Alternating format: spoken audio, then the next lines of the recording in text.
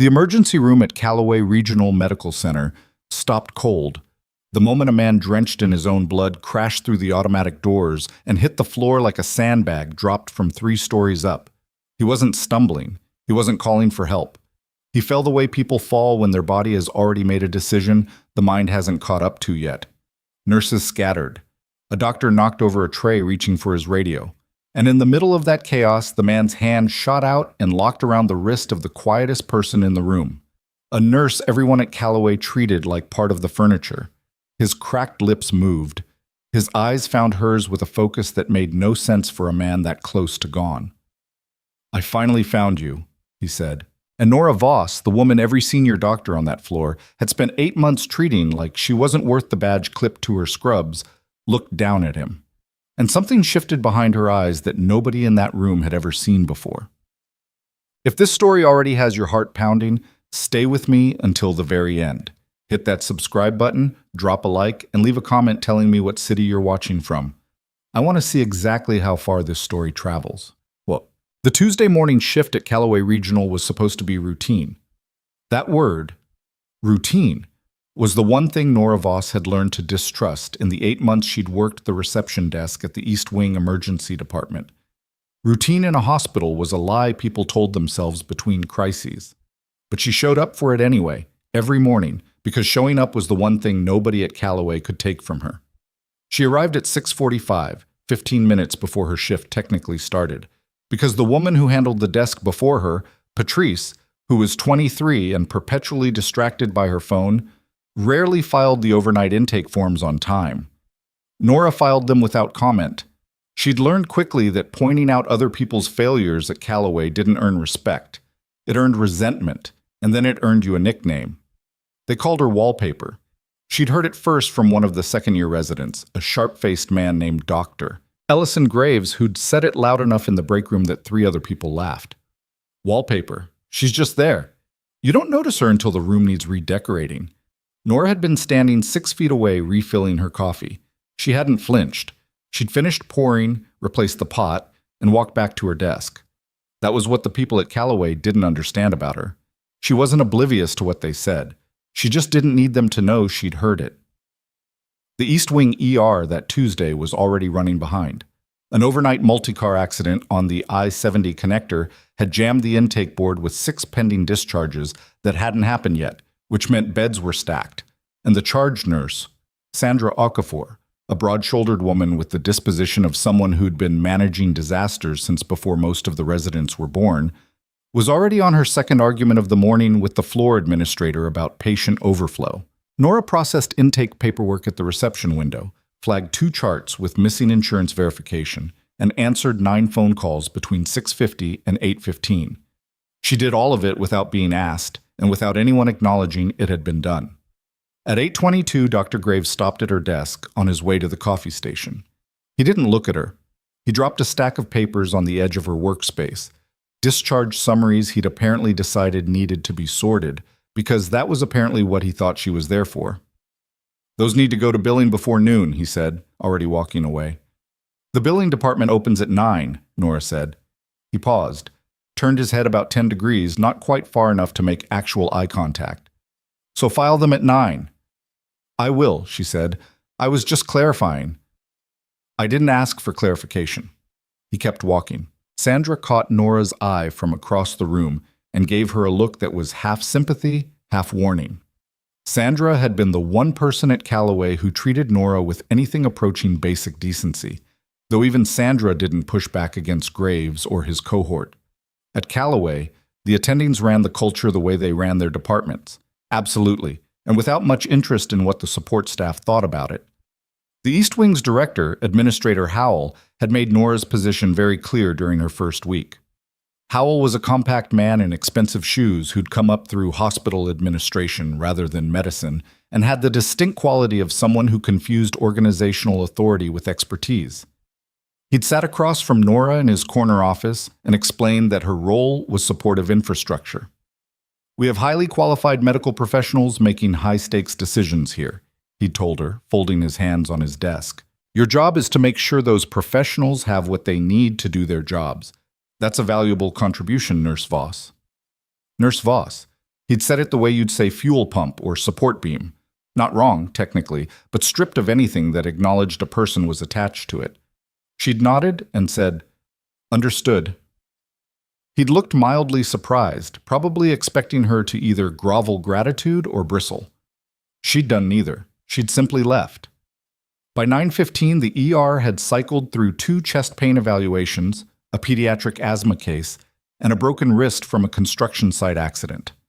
Nora processed them all at intake, tracked the lab orders, flagged a mismatched medication entry in one file, and coordinated with radiology about a delayed imaging order that had fallen through the cracks on the overnight.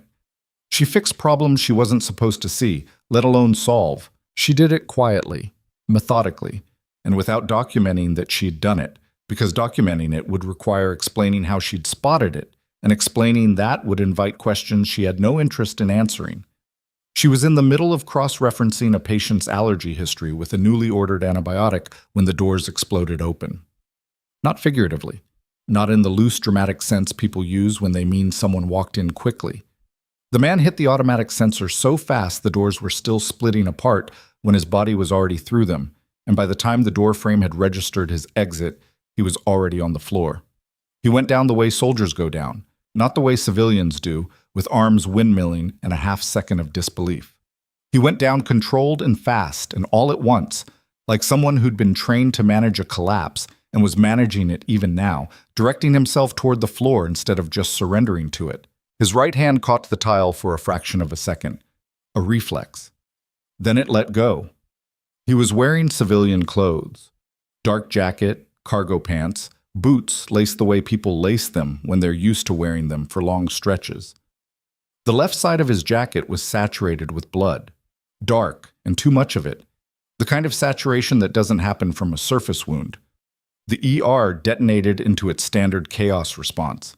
A desk nurse hit the call button. Someone shouted for a crash cart before they'd even assessed him. 2 orderlies moved toward the man's position while reaching for gloves. Dr. Graves, who'd been heading toward imaging, reversed direction and started issuing orders while still 15 feet away. The particular kind of loud competence that's more about being seen taking charge than about having any clear read on what you're dealing with. Nora was already moving. She'd been around that reception desk and into the intake area before anyone else had finished reacting. She didn't grab equipment yet. She went to him first, and she went to one knee on the tile beside him with the flat efficiency of someone who had been on her knees next to casualties in places that made an emergency room look comfortable, and she looked at what he was presenting. She was reaching for his wrist to check pulse when his hand moved. It shot out and locked around her wrist instead, and the strength in his grip was wrong for a man who'd just bled through a jacket. It was specific and deliberate. His eyes opened, dark eyes, aware despite everything. He looked at her face with the kind of focus you cannot fake, the kind that bypasses shock and pain and talks directly to whoever you really are, and his mouth moved. "I finally found you," he said. It came out raw and quiet. Not enough air behind it for much volume, but the consonants were sharp. He was fighting to stay present. Nora's expression changed. It wasn't dramatic. It wasn't visible to anyone who wasn't specifically watching her face in that exact moment. It was a microscopic shift, a door closing behind her eyes, and something older stepping forward. She processed what he'd said. She processed that he knew her, despite the fact that nobody in this building knew her. Not the version of her that mattered, not the person she'd packed into storage 8 months ago when she'd applied for this job. "Don't talk," she said quietly. "You're here. You're not alone. Don't talk." He held her eyes for one more second. Then the grip on her wrist loosened and his head went back to the tile. "Move, please." Dr. Graves's voice cut through from her right, not a request. He was pulling on gloves, looking at the man on the floor with the concentrated intensity of someone preparing to perform. "Nurse, move. I need that space." Nora did not move. "Penetrating trauma, left lateral chest," she said, not looking at Graves. Her fingers were already finding the man's neck for a carotid. "The bleeding is deep. This isn't surface. He's got a pneumothorax developing. That's a working theory, not a diagnosis," Graves snapped. He was beside her now. "And it's not your call to make. Step aside." His breath sounds are already compromised on the left side. You can hear it if you...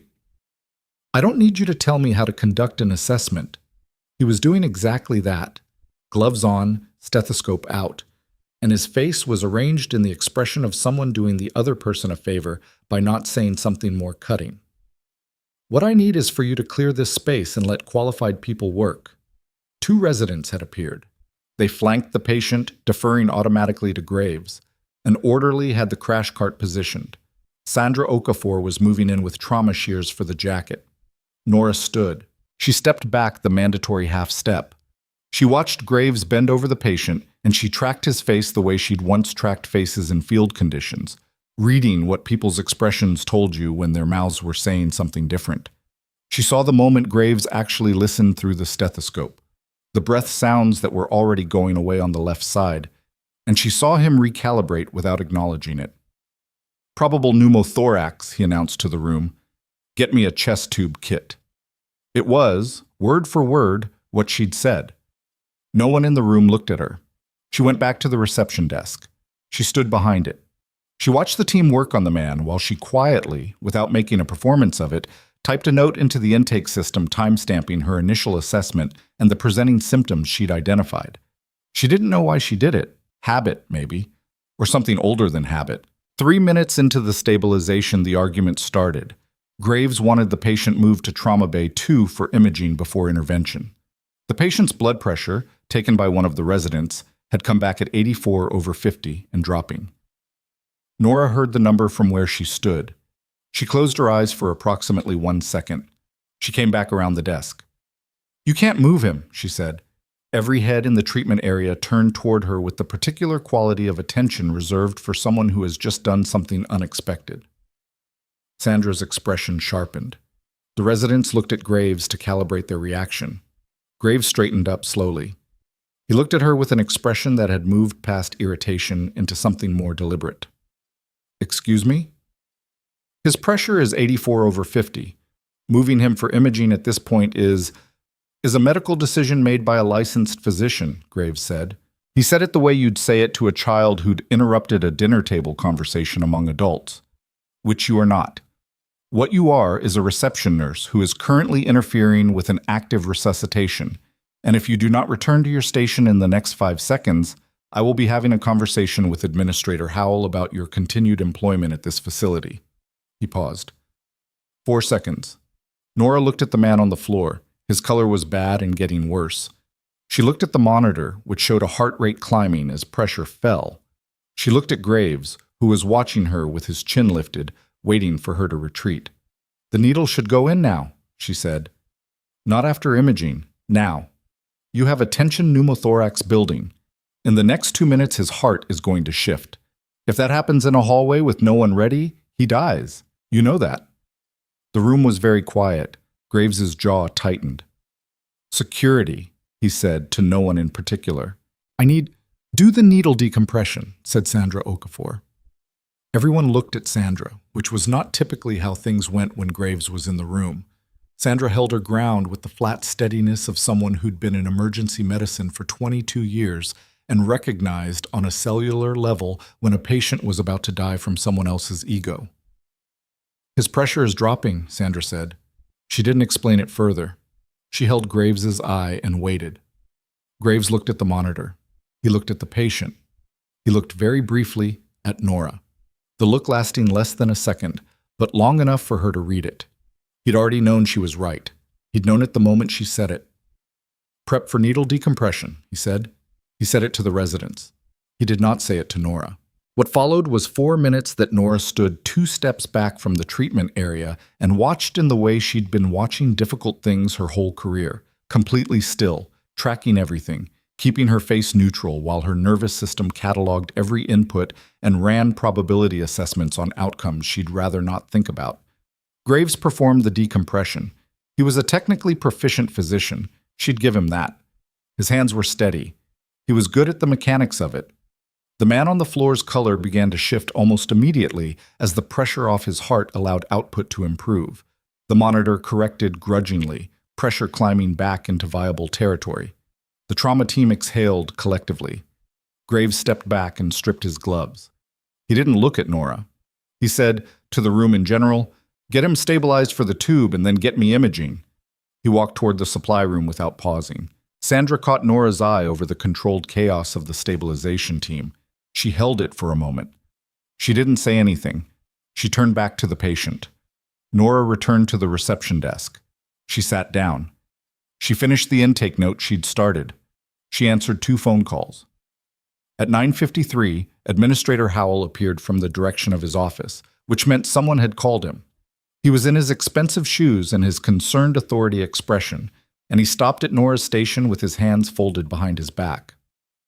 I received a report, he said, that there was some disruption during this morning's trauma response, involving you.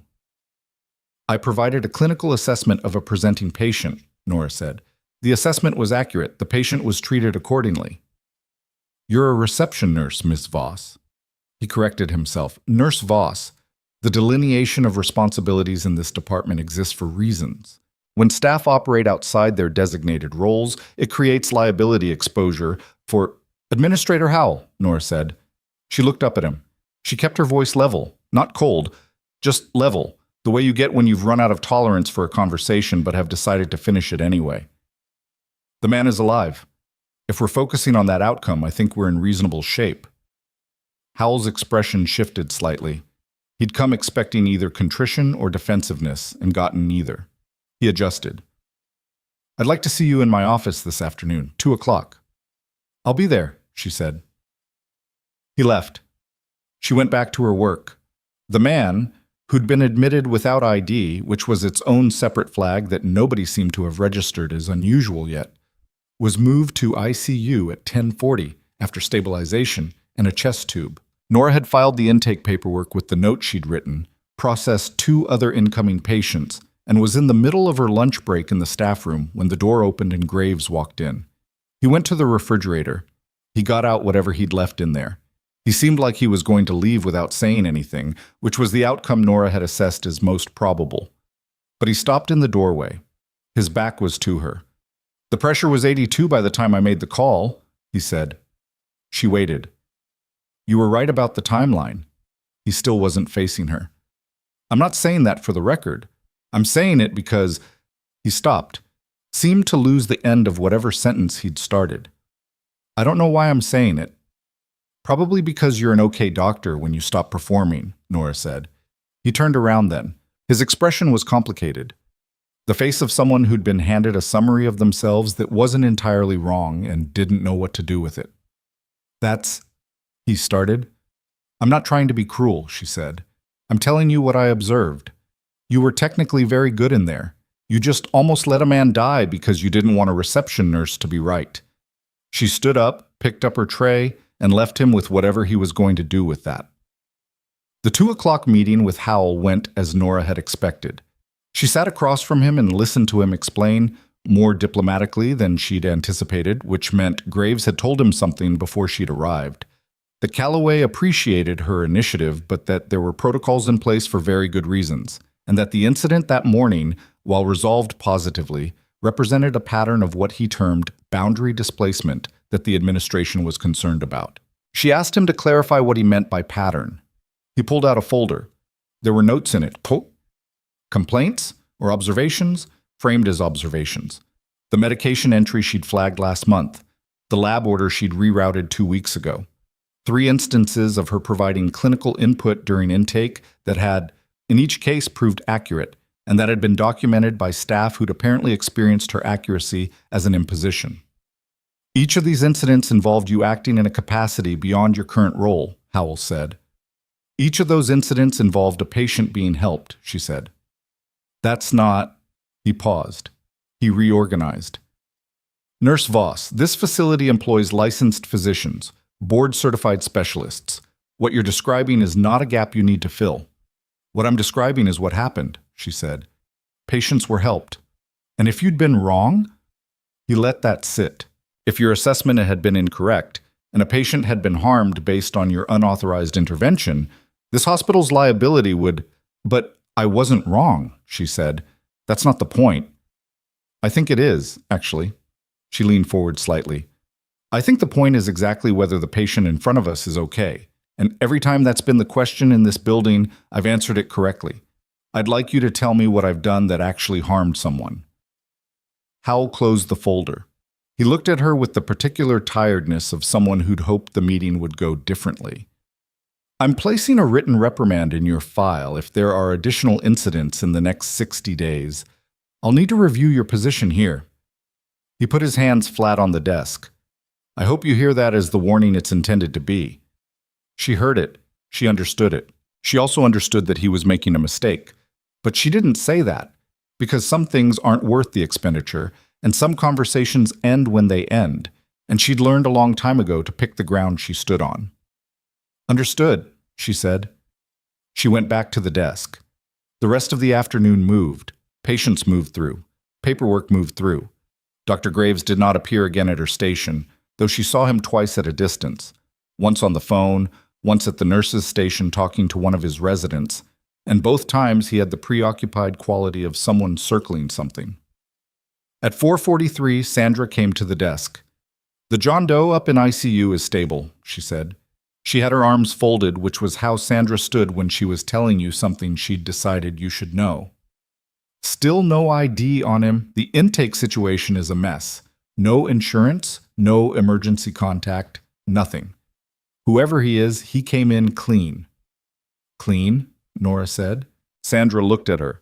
"No wallet, no phone, no keys, nothing in his pockets." She paused. "No labels on his clothes." Nora kept her face even. She processed that. "That's unusual," she said. "It's more than unusual," Sandra said. "It's the kind of thing that means something, and I'm too old not to know what." She looked at Nora for a moment, something careful in it. "He knew who you were, Nora, whatever that means." She left without elaborating. Nora watched her go. She waited until the shift change at 5:30 before she allowed herself to do what she'd been not doing since 10:43 that morning. She took the stairs to the ICU rather than the elevator because the elevator had people in it and the stairs did not. She walked down the third-floor corridor with the same measured pace she used for everything in this building. Nothing that invited attention, nothing that looked like urgency. She found his room. He was on monitors, sedated, chest tube in place, his body doing the cautious arithmetic of stabilization. The intubation had been pulled within the hour based on the notation on his chart, his respiratory function returning as the pressure resolved. He'd be groggy, but likely surface sometime this evening. She stood at the doorway and looked at him. He was mid-40s. She hadn't had time to see that clearly in the ER chaos, but she saw it now. The face had the particular topography of a person who'd spent a lot of years in conditions that left a mark. Not wrecked, not destroyed, but densely lived in. There was a scar along his jaw she recognized the origin of without being able to say how she knew it, the way you recognize the grammar of an experience you've had yourself. His file said John Doe, found at entry, GSW, and blunt trauma. No identification documents. She flipped the chart. Vitals holding. Chest tube output decreasing. Renal function normal. They'd given him 2 units of packed red blood cells and his hemoglobin was recovering. She put the chart back. She should go home. Her shift was over, her feet were telling her about it, and she had a 15-minute drive to the apartment she'd been living in for 8 months, where she had frozen pasta and the specific variety of quiet that comes from choosing to live without a lot of evidence of yourself. She didn't go home. She pulled the chair in the room back from the corner and sat in it, not beside the bed, not hovering, just in the room. Doing what she was accustomed to doing, being present in a space and watching what happened in it. At 7:26, he surfaced. She watched the consciousness come back into his face the way it does after sedation. Not a scene, not a dramatic eye snap to waking, but a gradual resolution, like a signal getting clearer. His eyes opened. They went immediately to the ceiling, then to the window, then to the door. Then they found her in the corner chair. He didn't look surprised. He looked like someone who'd hoped she'd be there. "Voss," he said. His voice was destroyed from the tube. He swallowed, worked his jaw. "Don't try to talk a lot," she said. "You had a chest tube. Your throat is going to be rough." "How long—" He coughed, winced. "How long have I been—" "Since about 9 in the morning. It's evening now." She leaned forward slightly. "You knew who I was." "Yeah." "How?" He turned his head to look at her more directly. Even wrecked, even laid out in a hospital bed with monitors attached and his left side bandaged, there was something intact about him that she recognized as professional. Someone who knew how to be in a room even when the room had gone badly wrong. "Because I've been looking for you for 4 months," he said. She studied him. "You're going to tell me who you are." "Carver," he said. "Marcus Carver. Detachment 7, 7th Special Operations Group." He stopped to breathe. "We served concurrent deployments. I wasn't in your unit, but I knew of you. Everyone who worked those eastern sectors knew of you." He watched her face. Call sign Wren. The name landed in the room and stayed there. She didn't move. She kept her expression neutral, and she maintained that specific quality of stillness that people who've never been in combat mistake for calm. It wasn't calm. It was control, which is an entirely different thing. "That call sign retired," she said. "Yeah," he said. "Along with the operation and the records and apparently the people involved in it." He held her gaze. His voice was getting steadier as the sedation cleared, though it cost him. "My team went into Arvano Station 11 weeks ago. 6 operators, classified support mission. We had a mission package. We had authorization. We had air support on standby." He paused. "We had a leak." Her jaw tightened fractionally. "They were waiting for us," he said. "I'm the only one who walked out.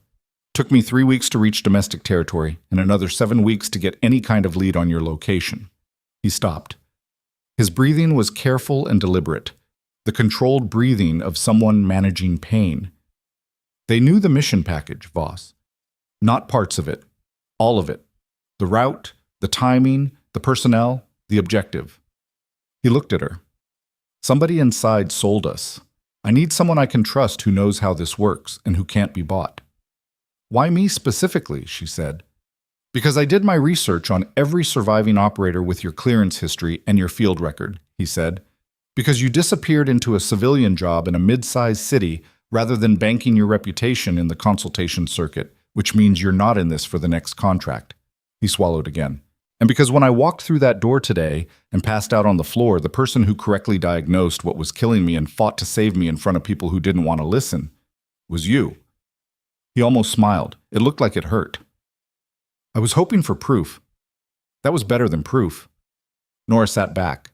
She looked at the monitors. She looked at his chart hanging at the foot of the bed.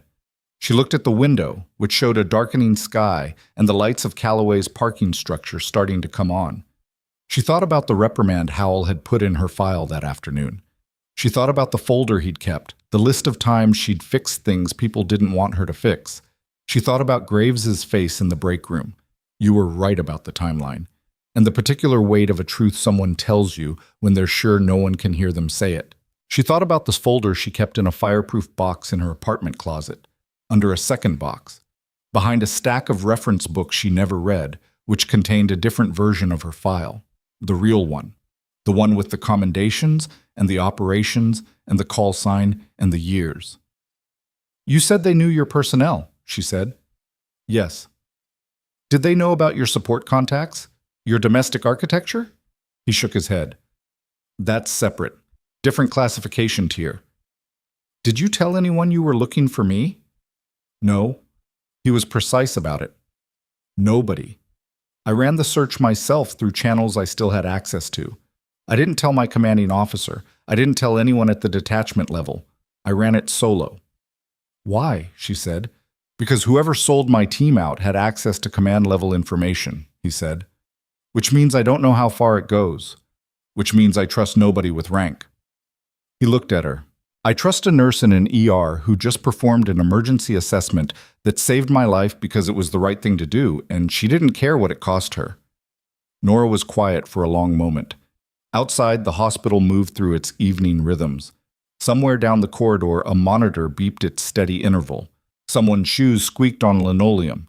The PA system murmured something about a physician to a specific extension, the ordinary sounds of a place that processed emergencies and tried to turn them back into routine. "You need to rest," she said finally. "We're not having the rest of this conversation tonight." "Voss, you need sleep, and I need to think," she said. And you're not going anywhere for at least 48 hours because that chest tube is staying until your lung is sealed and your attending clears you. She stood, pushed the chair back to its corner. Get some rest, Carver. She was at the doorway when he said, They know you exist. She stopped. The people who set up my team, he said. They found out someone was looking for an operator matching your profile. I triggered an alert somewhere in the last week of my search. I don't know how. But there was a response. An inquiry into Calloway Regional's personnel records from an external access point that didn't match any authorized government query pattern. His voice was quieter now, the sedation pulling at the edges. They know you're here, Voss. They've known for at least 3 days. She stood in the doorway without turning around. 3 days, she said. 3 days, he confirmed. I moved up my timeline to get here before they did. I don't know if I made it in time. She looked down the corridor. Long, fluorescent, familiar. The hallway she'd been walking for 8 months as if she was ordinary. As if ordinary was something she'd actually become. Go to sleep, she said. She walked back to the elevator and rode it down to the lobby, and she was most of the way across the parking lot to her car before her phone, the secondary phone, the one she kept because some habits are harder to kill than others, received a message from a blocked number. 3 words. We found you. She stopped walking. She stood in the sodium orange light of the parking lot with the autumn air moving across the asphalt and looked at those 3 words. Then she looked back at the hospital building, at the lights of the 3rd floor, the ICU level, where Carver was either already asleep or fighting it. She put the phone back in her pocket. She didn't get in her car. She turned around. She went back inside through the main entrance, not the ER bay, because the ER bay had cameras positioned to catch the full angle of anyone coming through it, and she wanted to think before anyone noticed she'd returned. The lobby at this hour was the version of a hospital that people rarely picture when they imagine hospitals. Not the frantic blood and urgency version, not the sterile and hushed version, but the in-between hour version, the one that runs on fluorescent quiet and the sound of a television in the family waiting area playing a cable news channel with the volume set just low enough that you can't make out words. A woman in her 50s sat near the window with her coat still on, the particular stillness of someone who'd been waiting long enough that the waiting had become its own activity. An orderly with a mop worked a slow circuit near the vending machines. Nora crossed the lobby without hurrying. She took the north stairwell to the 2nd floor, then crossed through the connecting corridor to the East Wing administrative section, which was empty at this hour except for one office at the end of the hall where a light was still on. Howell's office was dark. The light was coming from the records management room where the overnight data entry coordinator, a quiet man named Terrence, who'd been with Calloway for 11 years and who had the quality of someone who noticed things without making an event of it, was working through a filing backlog. She didn't go to records. She went to the supply corridor that ran parallel to the administrative section and stopped at the window that looked down onto the hospital's north parking lot. 3 vehicles. 2 she recognized from the staff section, a silver sedan belonging to the overnight charge nurse, a pickup with a dent in the passenger door that belonged to one of the security officers. The 3rd was a dark gray SUV parked in the visitor row, away from the cluster of remaining cars, its engine off.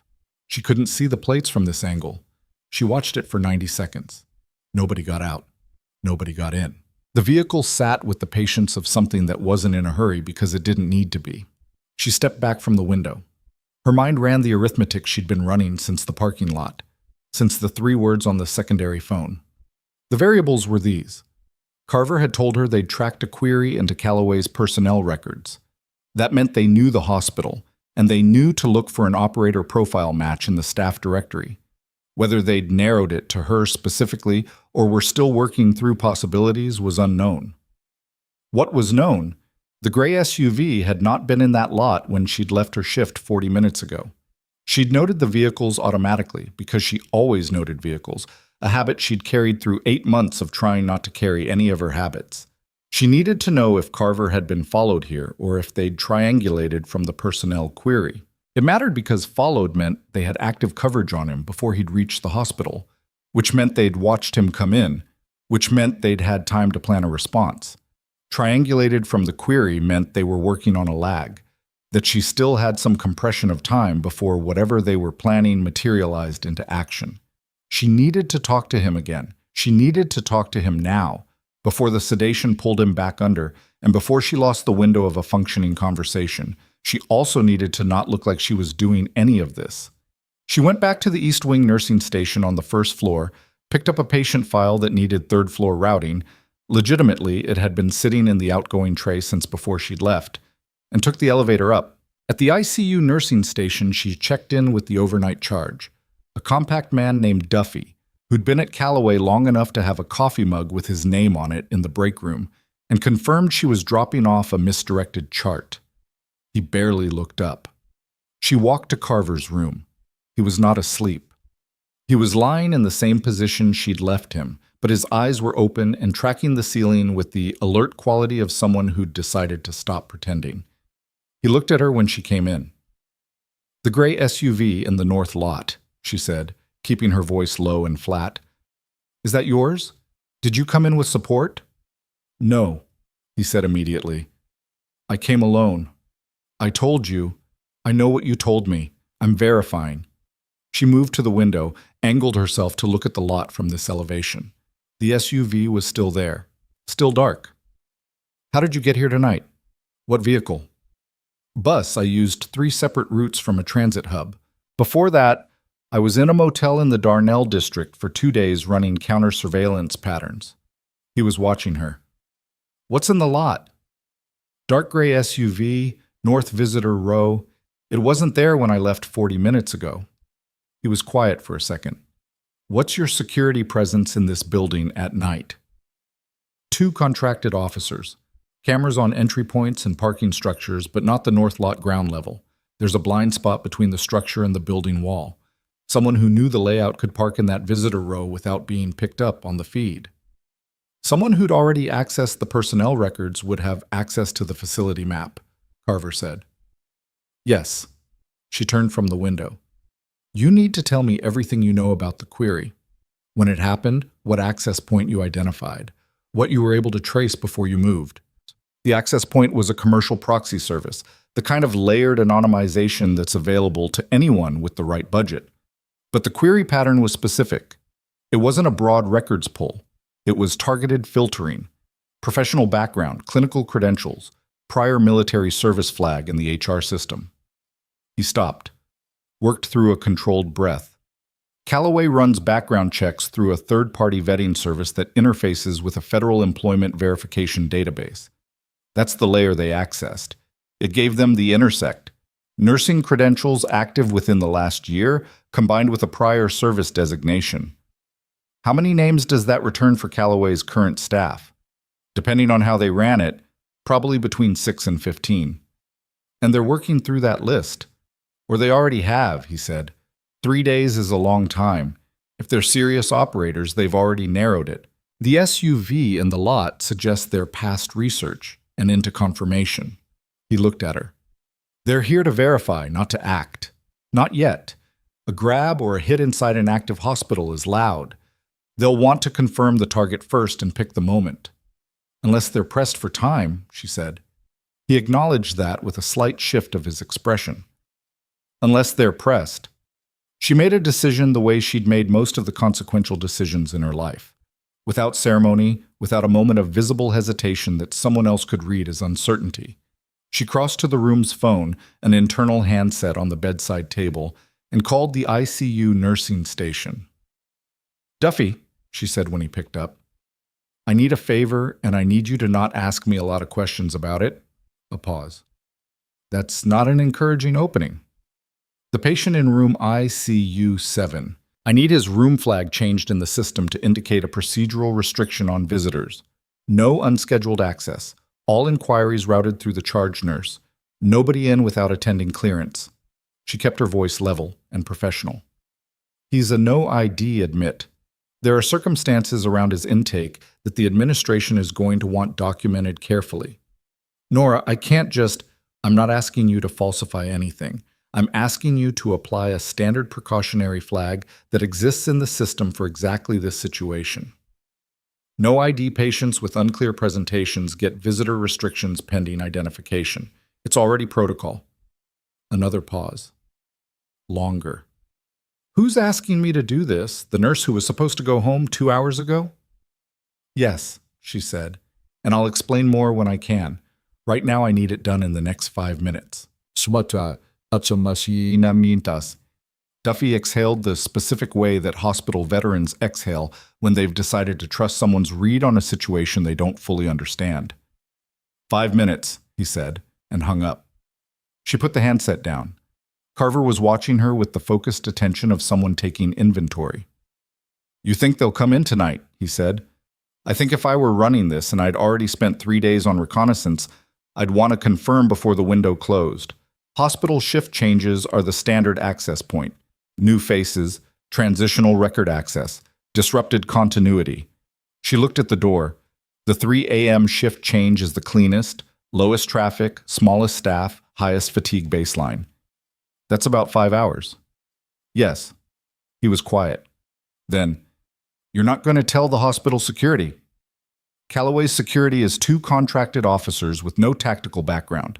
Telling them right now gets me sent to Howell, gets you flagged to local police who will want to process you through civilian channels, and turns this into a recoverable situation for whoever is in that lot. They'll pull back, regroup, and we lose any intelligence we might get from the contact. She paused. I'm not going to tell hospital security. Then what are you going to do? She considered how much to say.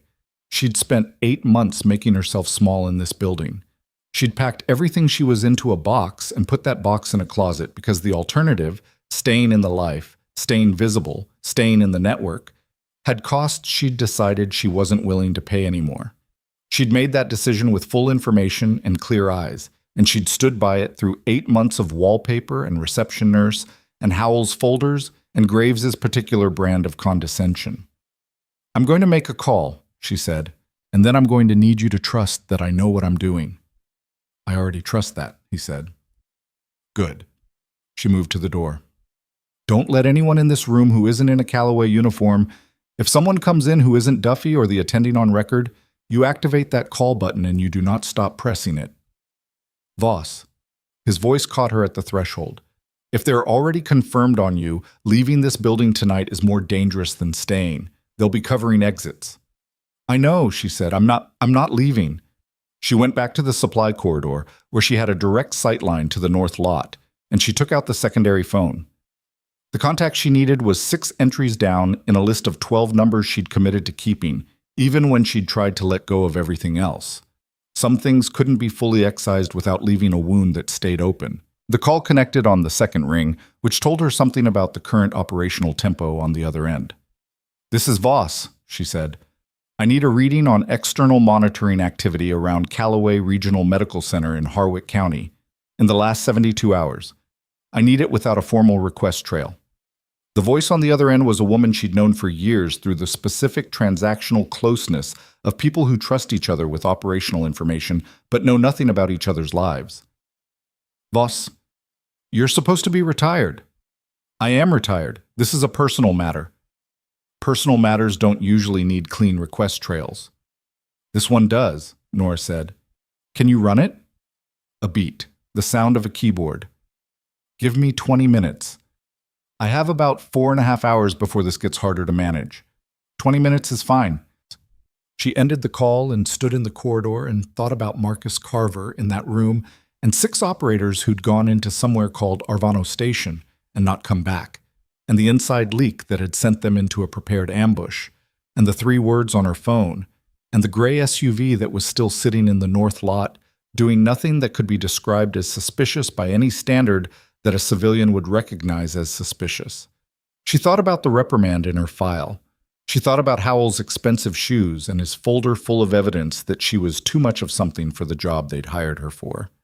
She thought about how tired she was of being smaller than she was. The 20 minutes passed in a way that felt like they were moving at 2 different speeds simultaneously. The surface speed of standing in a corridor doing nothing visible, and the subsurface speed of threat assessment and contingency planning and the quiet revival of skills she'd been trying to let rust. The callback came at 18 minutes. You have a problem, the woman said without preamble. Tell me. There's been an active external surveillance footprint on Calloway Regional for 41 hours. Not law enforcement. The pattern is wrong for law enforcement. Too clean, too laterally distributed. Somebody ran a hospitality sector access on your facility's network through a vendor interface 2 nights ago. Security cameras, shift schedules, staff roster cross-reference. A pause. They know your building. They know the gaps in your camera coverage. They know which entrance has the longest response delay from the security station. The north lot access point, Nora said, and the secondary entrance off the loading dock on the east side. Two-pronged. Another pause. Nora, what did you walk into? Someone found me, she said. Someone who needed to. She looked at the window in the north lot below it. How many are we looking at? The footprint suggests small unit. 3 to 5. This isn't a large operation. It's targeted. The woman's voice was careful now in the way that experienced people get careful when they're calculating something. This isn't a grab operation either. The access pattern, they weren't looking for custody logistics. They were looking for sight lines. The word landed with its specific weight. All right, Nora said. You need to get out of that building. I can't move the patient. A beat. Of course there's a patient. There's a patient, Nora confirmed.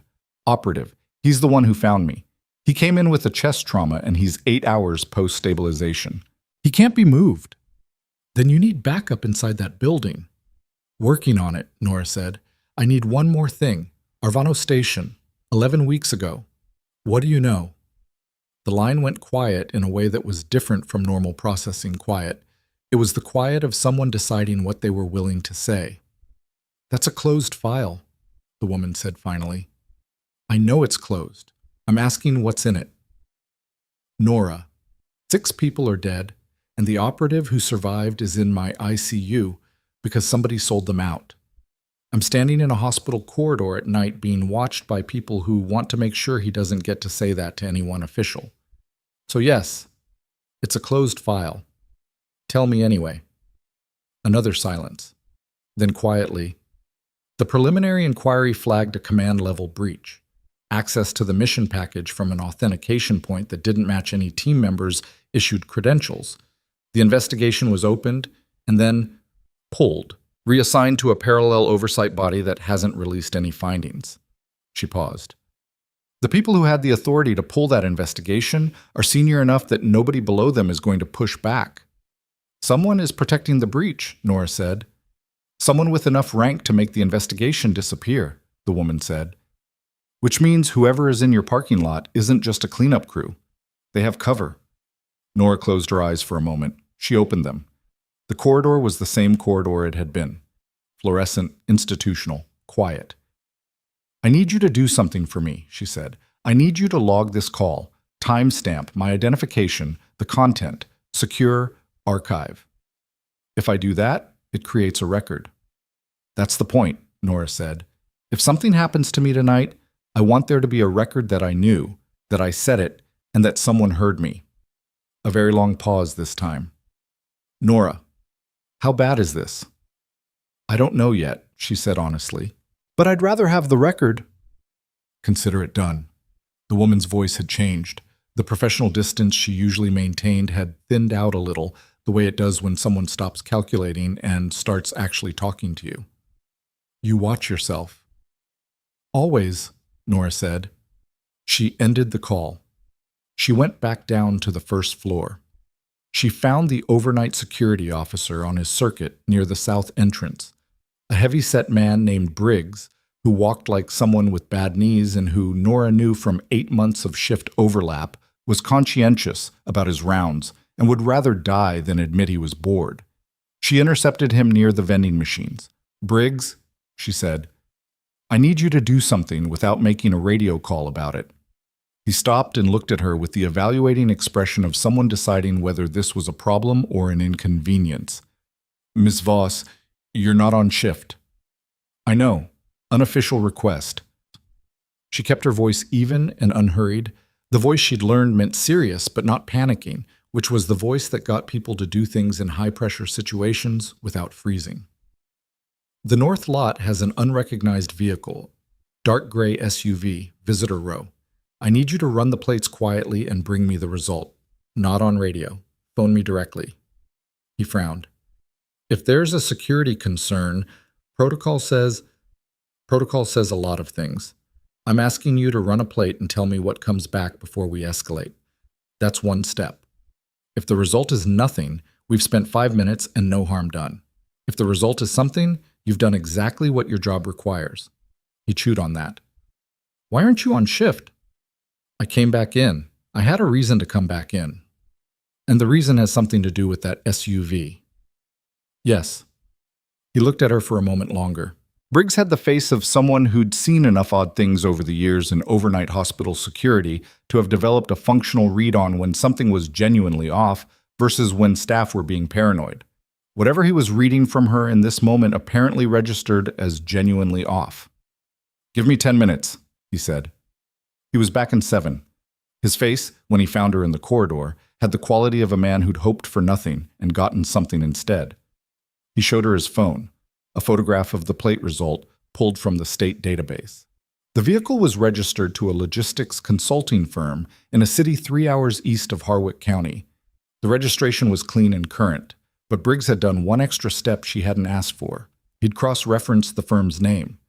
He turned the phone so she could see the second screen. The logistics consulting firm had been incorporated 11 months ago. It had no listed employees, no physical suite number at its registered address, and no digital presence beyond the minimum required for the state filing. Shell company. Clean and simple and extremely fast to set up. What do you want me to do? Briggs said. His voice had changed. The slightly patronizing quality that male security officers of a certain age sometimes directed at nursing staff had been replaced with something that sounded closer to actual attention. I need you to secure the loading dock entrance on the east side, she said. Not block it. Secure it. You have a physical lock override for that door, yes? Yeah, maintenance keyed it last month. Use it. And I need you to make sure your radio is live for the next 3 hours. She looked at him steadily. If I call you, I need you to respond immediately. I don't care what you're doing. You want to tell me what's happening? Not yet, she said. I might be wrong, and if I am, you can tell me I'm crazy in the morning. But if I'm right, I'm going to need you to have done exactly what I just asked. He held her look for a moment. Then he nodded. A single, plain nod, the kind that means someone has decided to trust the read even without the information. He walked toward the east corridor. Nora went back to the north-facing supply corridor window. The SUV was gone. She stood very still. She scanned the lot methodically. Every row, every shadow, the gap between the parking structure and the building wall where the camera had its blind spot. The vehicle was not in the lot, which meant one of two things. Either they'd pulled back, spooked by something, possibly Carver's late arrival giving them less of a window than they'd planned, or they'd moved to a different position. She was still looking when the fire door at the end of the corridor opened. It was a push-bar door that led to a secondary stairwell, the kind of access route that showed up in facility maps but that most staff used maybe twice a year. It opened with the particular sound of someone who'd been watching that door for long enough to know exactly how much pressure to apply to keep the latch from making noise. He was in dark clothing, mid-30s by his face, and he moved through the door with the body language of a trained person who'd done this kind of entry before. Low profile, immediate wall contact, eyes running the corridor in both directions before committing to a direction. He hadn't seen her yet. She was in the shadow of a supply rack 12 feet down the corridor, not moving. He was looking at the room numbers, looking for one specific room. He had its number. She could see him check something on his phone and look up at the room indicator, moving with quiet purpose toward the ICU wing, toward room 7. Nora stepped out of the shadow. Wrong floor, she said. He froze, turned, took her in. A nurse in scrubs standing alone in an empty corridor. She watched the calculation run across his face. Assess, categorize, dismiss, or escalate. She watched the moment he decided she was a complication rather than a threat. He reached into his jacket. Nora moved first. What she did next took 4 seconds and required no thought whatsoever, which was either the best or worst thing about the kind of training that never fully leaves you. She closed the distance before his hand cleared the jacket. She used his own reaching motion against him, caught the wrist at extension, redirected his weight forward rather than fighting it, and put him into the wall with enough force to knock the breath out of him without dislocating anything. His head hit the drywall with a sound that was loud in the empty corridor. His knees buckled. She had his wrist torqued at an angle that would require him to choose between compliance and a fracture. And she made that choice architecture very clear in the way she held it. Not brutal, just mechanical, the way a door latch holds. It will open one way and not the other. He was breathing through clenched teeth. He hadn't made a sound yet beyond the impact. "Don't," she said quietly. "I want you standing, and I want your other hand where I can see it. Do both of those things right now." He did them, slowly, with the controlled economy of someone who was angry and in pain, and doing the math on whether he had options. He didn't have options. She could see him arriving at that conclusion. "There's one of you that I can see," she said, still quiet, still below the level that carried down a hospital corridor.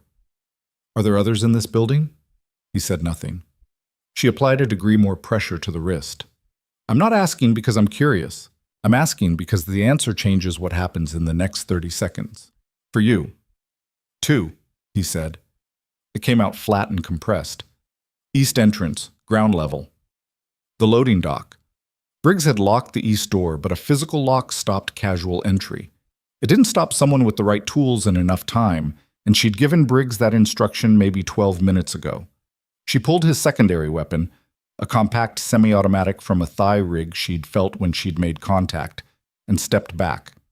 He turned slowly and looked at her with the expressionless evaluation of a professional taking the full measure of an opponent he'd miscategorized. "Who deployed you?" she said. He looked at her. He didn't answer.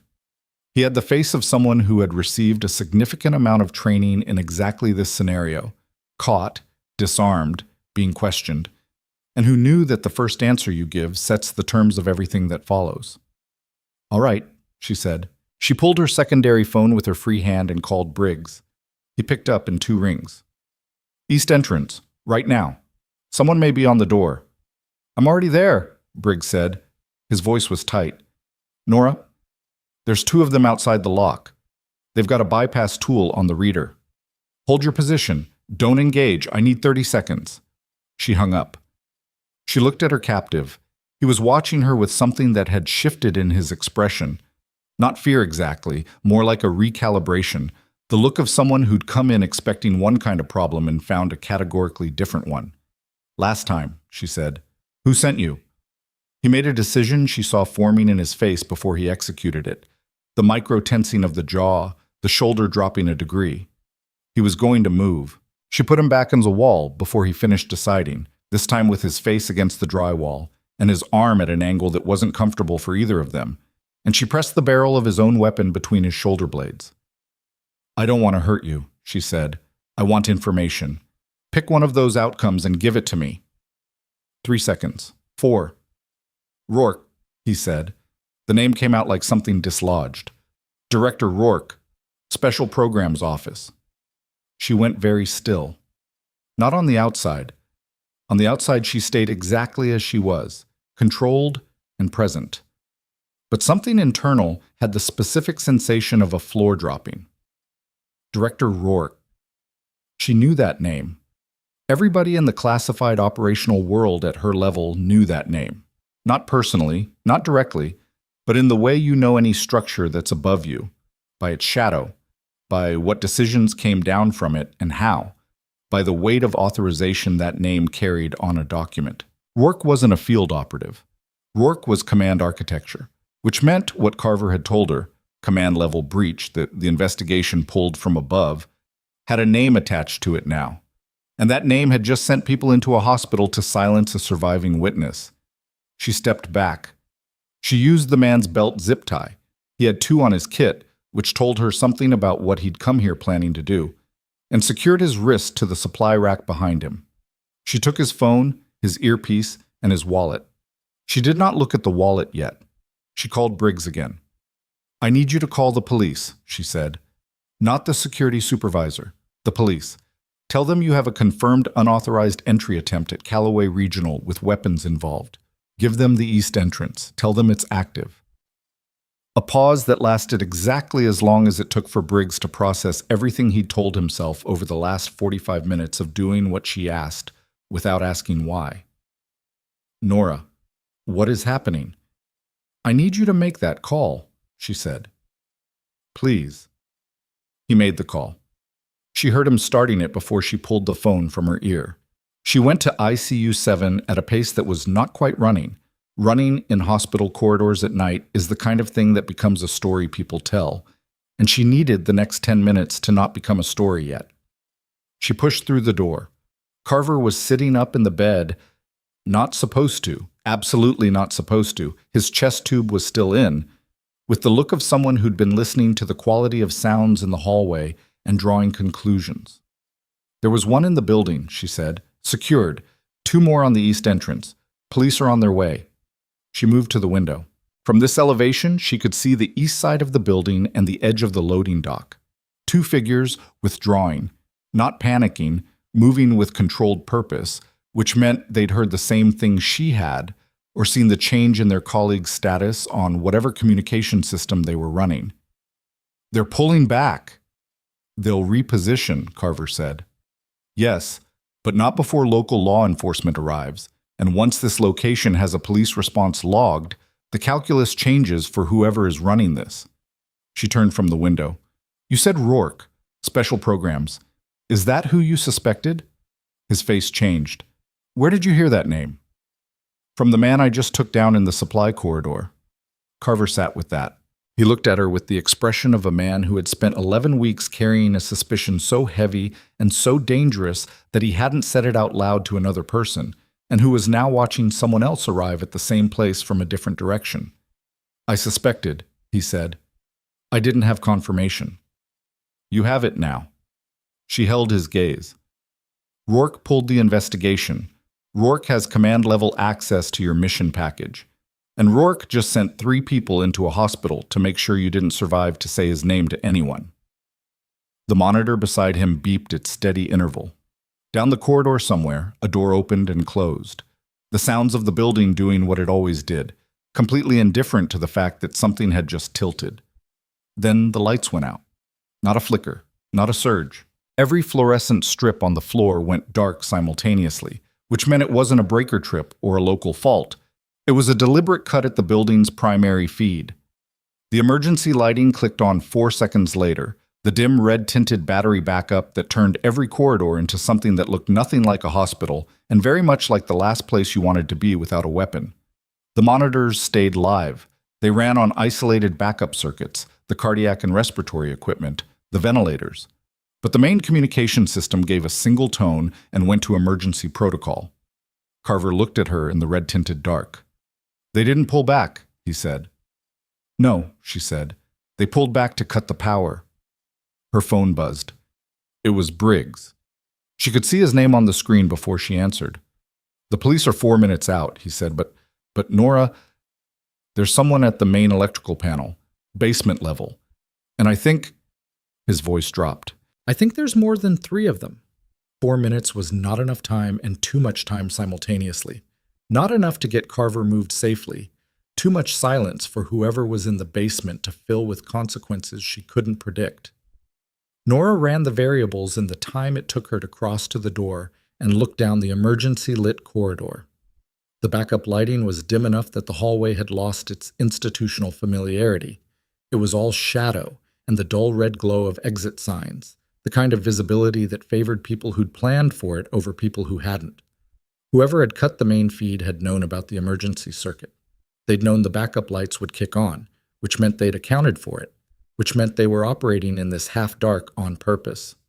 She went back to Carver. Can you walk? He looked at her with the face of a man who was going to say yes regardless of the honest answer. Define walk. Sustained upright movement for approximately 90 seconds. Yeah, he said. It had the quality of something he was deciding rather than reporting. He was already reaching for the monitor leads, pulling them in the specific order that would minimize the alarm cascade, which told her he'd been thinking about exactly this scenario since before the lights went out. The pulse ox came off first, the telemetry leads next. The cardiac monitor flatlined on its display, which would trigger a notification at the nursing station, which meant Duffy was going to know in about 20 seconds that something had changed. She helped him to his feet. He was heavier than she'd expected. or she was more tired than she'd admitted to herself. And for a moment the geometry of it was awkward, his weight and her footing not quite aligned. He caught the bed rail. She caught him. They found a working equilibrium. "The chest tube," she said. It was still in, a Pleurovac system draining into a collection chamber on a portable bracket. Pulling it outside a clinical setting was a procedure with a specific risk profile, and she ran that profile in 3 seconds. He'd been 8 hours post-stabilization. The output had been minimal, lung re-expansion was progressing, but pulling the tube without a physician present and without the proper occlusive dressing available meant a risk of recurrent pneumothorax that she was not willing to accept. "We take it with us," she said. He looked at the drainage system. "That's going to slow us down." "Not as much as a collapsed lung will," she said. She unhooked the collection chamber from the wall bracket and handed it to him. It was light enough for him to carry in his free hand, and keeping it below chest level maintained the appropriate pressure differential. "Hold it lower than your chest. Don't let it tip." He took it without argument. She checked the corridor again, then moved them out. She went left, away from the nursing station, away from the main elevator bank, toward the north stairwell that was the least trafficked access point on this floor and that led out 1 level below into a corridor that connected to the radiology wing. Radiology at this hour was empty and had a secondary exit that opened to the ambulance staging area. The staging area was outside, open, visible from the street. She needed them outside before the police arrived and before whoever was in the basement finished whatever they were doing, because the sequence she was most afraid of was simple. If the intruders had come in with a plan that accounted for police response time, they hadn't come to quietly extract one patient. They'd come to create a situation where the patient didn't survive the chaos, where the outcome could be attributed to the power failure and the disruption, where the investigation afterward would be managing a tragedy rather than a crime scene. The stairwell door had a crash bar, and she took them through it carefully, watching the gap as it opened. The stairwell was in near complete darkness.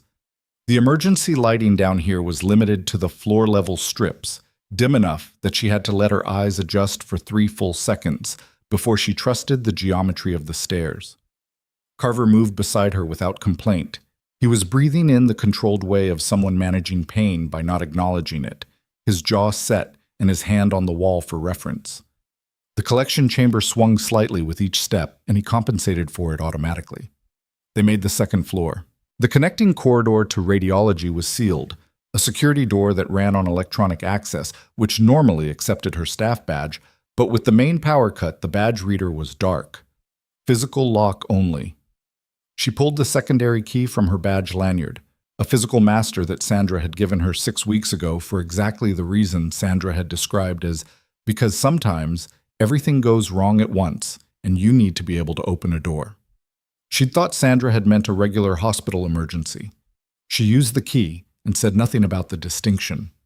The radiology wing was dark and still, the particular stillness of a room full of large equipment that has been powered down, all that quiet machinery making the space feel larger than it was. She moved them through it by memory. The CT suite to the left, the reading room straight ahead, the secondary exit at the far end of a corridor that she'd walked twice during fire drill orientations she'd been required to attend as part of her intake process 8 months ago. She hadn't known then why she'd memorized the layout. She'd done it automatically, the way she did everything, because knowing the exits is not paranoia, it's just paying attention. The secondary exit let them out into a covered loading area adjacent to the ambulance staging bay. The night air hit them, cold and real, and smelling like exhaust and wet asphalt. And for a moment Carver just breathed it, the specific way people breathe when they've been inside a compromised space, and the outside registers as relief before the body can process anything else. Nora got them against the wall, under the coverage of the loading dock overhang, and she pulled out her phone. She heard the sirens before she needed to dial. 2 sets, converging from different directions. The local police response that Briggs had initiated, and something else, a 3rd set that had a different cadence, moving faster and from farther away. She looked up, automatically tracking sound, and caught the peripheral light of something she hadn't expected, the rotor wash that preceded a helicopter, still distant but dropping altitude, moving toward the hospital's general location. She stood very still. Carver heard it too. She felt him go rigid beside her, and when she looked at his face, it had the alert quality of someone whose internal recognition system had just fired. "That's not a news helicopter," he said. "No," she agreed. "Response time is wrong for a standard police call," he said. "Someone was already moving before your officer made the call." He looked at her. Someone who knew this was going to happen tonight. She thought about the contact she'd called from the supply corridor. She thought about the log she'd asked for, the secure archive, the timestamp on her identification, the record of what she knew and when she'd said it. She thought about what that kind of archive did when it was accessed by the right people in an urgent context. "I made a call earlier," she said. "I asked someone to log it. Secure archive." He looked at her. "Who?" "Someone who has access to response protocols I haven't needed in 8 months." She watched the helicopter's lights resolve over the tree line to the north. "I asked for a record in case something happened to me tonight.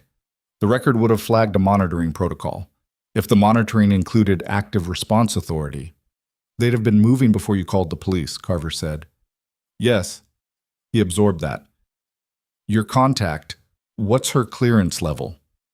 "High enough to have flagged this up a chain I didn't anticipate." "That could mean anything," he said, "including people on Rourke's side of this."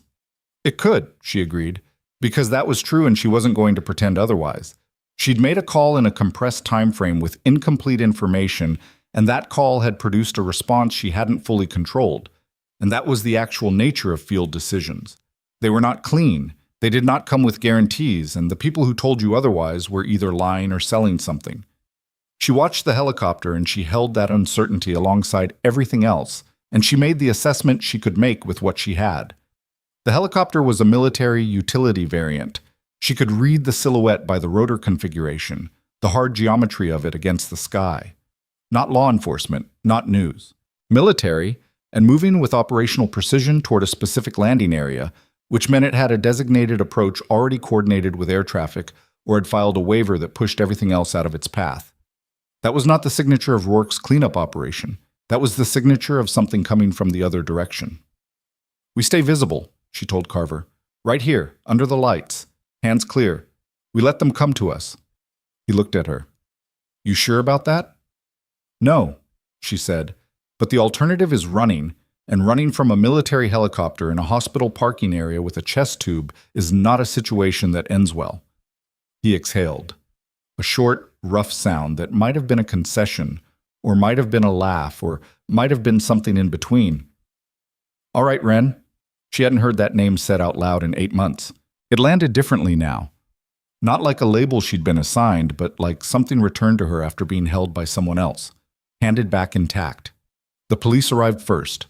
3 units, 2 from the front and 1 looping to the east side, and Nora watched through the gap in the loading dock coverage as their light swept the building's exterior. Briggs would be guiding them to the east entrance and to the man she'd secured in the supply corridor. That much was in motion and would produce results regardless of what else happened tonight. The helicopter set down in the open ground of the hospital's secondary lot, which was unpaved and normally used for contractor vehicles, and which was far enough from the ambulance bay to not interfere with emergency access. It was down in 90 seconds from the moment it had cleared the tree line, a clean, precise landing that confirmed what the silhouette had suggested. 4 people came out of it. Dark kit, tactical gear configured for restraint and secure movement rather than offensive operations. She noted the difference, the specific loadout that said we came to extract and secure, not to engage. The lead figure moved toward the ambulance staging area with the bearing of someone who knew where they were going. She stepped out from under the overhang. The lead figure stopped, assessed her, assessed Carver beside her with the collection chamber and the hospital gown, and the controlled expression of a man who'd been through considerably more tonight than his body had voted for. "Nora Voss?" the lead figure said. "Yes," she said. "Colonel Voss. I'm Major Dreyer, 7th Special Operations Command. We received a flag on a secured archive request from an active monitoring protocol. Your identification, your timestamp, a contact record from 43 minutes ago." He looked past her at Carver. "And Sergeant Carver, I was told you were deceased." "Corrected information," Carver said. Dreyer looked at him for a moment with the expression of someone who was going to have feelings about this later, but was not going to have them now. Yes, evidently. He turned back to Nora. We also received a flag on an active access attempt. 3 operatives with fabricated credentials operating under Special Programs Authorization. Those credentials were issued under Director Rourke's office. I have a name, she said. From one of the operatives inside, vocal confirmation. We'll want a formal statement. You'll get it. She looked at the hospital building. You'll also want the man I secured in the supply corridor on the 3rd floor. He's carrying communication equipment that should tell you how this operation was coordinated and from where. Dreyer was already pulling a radio. Kessler, inside team, north stairwell, 3rd floor supply corridor, secured individual, treat as material witness. He looked back at her. We have 2 additional individuals in custody at the east entrance. Your security officer held his position until we arrived. He had a fire extinguisher. She almost smiled. That sounds like Briggs. He used it, Dreyer said, with the flat delivery of someone reporting a fact that also happened to be remarkable. One of the subjects required decontamination. What followed was the organized chaos of a situation transitioning from active to controlled, the police units integrating with the military response, jurisdictional conversations happening at volume between Dreyer's team and the local department's senior officer, the EMT from the helicopter taking over Carver's immediate care, with the competent impatience of someone who'd been watching a man stand in a parking lot with a chest tube and had opinions about it. Nora sat on the loading dock step and let it happen around her. Not because she was finished, there was still more to do, more to say, more to document, but because bodies have limits that professional habit doesn't eliminate, and her hands, when she looked at them, were not entirely steady. Inside Calloway Regional, the lights came back on. Not the emergency backup, the main circuits, the full fluorescent reality of the building restored all at once, which meant someone had accessed the electrical panel and reversed what the intruders had done. She'd find out later that it was a facilities maintenance engineer named Hartley, who'd arrived for his overnight shift, found the panel tampered with, and restored the system with the particular attitude of a man who'd been maintaining this building's infrastructure for 16 years and was annoyed that someone had touched his panel without authorization. The building coming back to light meant the nursing station came back online. It meant Duffy could see his monitors again. It meant the PA system reconnected and the building's ordinary communication network resumed. It also meant that what had happened in the last 40 minutes, the secured intruder, the power cut, the armed response, the helicopter in the secondary lot, was no longer contained to the people who'd been directly involved in it. The calls started. Howell arrived in 22 minutes, which was fast enough to suggest he'd driven with urgency. He came through the front entrance in slacks and a coat he'd pulled on over what looked like a collared shirt he'd been wearing at home, and he had the disoriented quality of someone who'd been briefed on the phone while driving and had arrived expecting to be the senior authority in the room. He found the local police, a federal military response team, and 3 individuals in custody being processed through a chain of evidence documentation that had nothing to do with his administrative jurisdiction, and his face worked through several expressions before settling on something that resembled controlled confusion. Nora watched him from where she was sitting. She had a blanket someone had produced. She hadn't asked for it, but the EMT had given it to her with the matter-of-fact authority of someone who'd decided the conversation was over. And a cup of coffee that Briggs had brought her from somewhere. And she looked like exactly what she was. A nurse who'd had a long night, sitting on a loading dock step with her hands wrapped around a paper cup. Howell spotted her. He crossed the ambulance bay with the walk of someone who had identified a fixed point. He stopped in front of her. He looked at the military personnel, the police tape going up at the east entrance, the EMT team currently managing Carver's transfer into the helicopter for transport to a medical facility with an appropriate security footprint. He looked at all of it, and then he looked at her. Someone, he said carefully, is going to explain what happened in my hospital tonight. Yes, she said. Several people will, probably for quite some time. Nurse Voss. Major Dreyer, she said, raising her voice slightly, not sharp, but enough to carry. Dreyer, who was 8 feet away completing a radio exchange, looked over. Administrator Howell is going to need a briefing. He's the facility director. Dreyer excused himself from the radio and walked over. He looked at Howell with the politely flat attention of someone for whom hospital administrators occupied a very specific and not particularly senior category. Mr. Howell, we'll need access to your facility's security records for the last 72 hours and the personnel records that were accessed externally through your HR vendor. That's a formal federal request. My team will document it properly. He paused. We'll also need a room. Howell looked at Nora again. She could see him processing. The military response, the federal jurisdiction, the fact that the woman who'd been sitting behind his reception desk for 8 months and whom he'd given a written reprimand that afternoon was currently being spoken to by a special operations major with the informality of a colleague. Who are you? He asked her. Not accusatory, something more like actual bewilderment. Who are you really? She looked up at him. She was tired, and her shoulder ached where she'd hit the wall during the corridor encounter, and the coffee was bad, and she'd been sitting on a concrete step for 20 minutes. I was a combat medic, she said. 2 deployments, eastern sectors. Before that specialized training, I'm not going to detail in a parking lot. She held his gaze evenly. After that, I decided I wanted to be a hospital nurse. So I got my credentials and I applied for a job and I took whatever position was available, and I've been doing it for 8 months. She paused. Competently, I think. Though I understand you had some concerns about my approach. Howell opened and closed his mouth. He looked at the reprimand folder he was metaphorically holding. Not literally, but she could see the awareness of it move across his face. The folder with her name on it. The written warning about boundary displacement that was currently sitting in a filing cabinet somewhere in his office. The reprimand, he said. It's in my file, she said. It can stay there.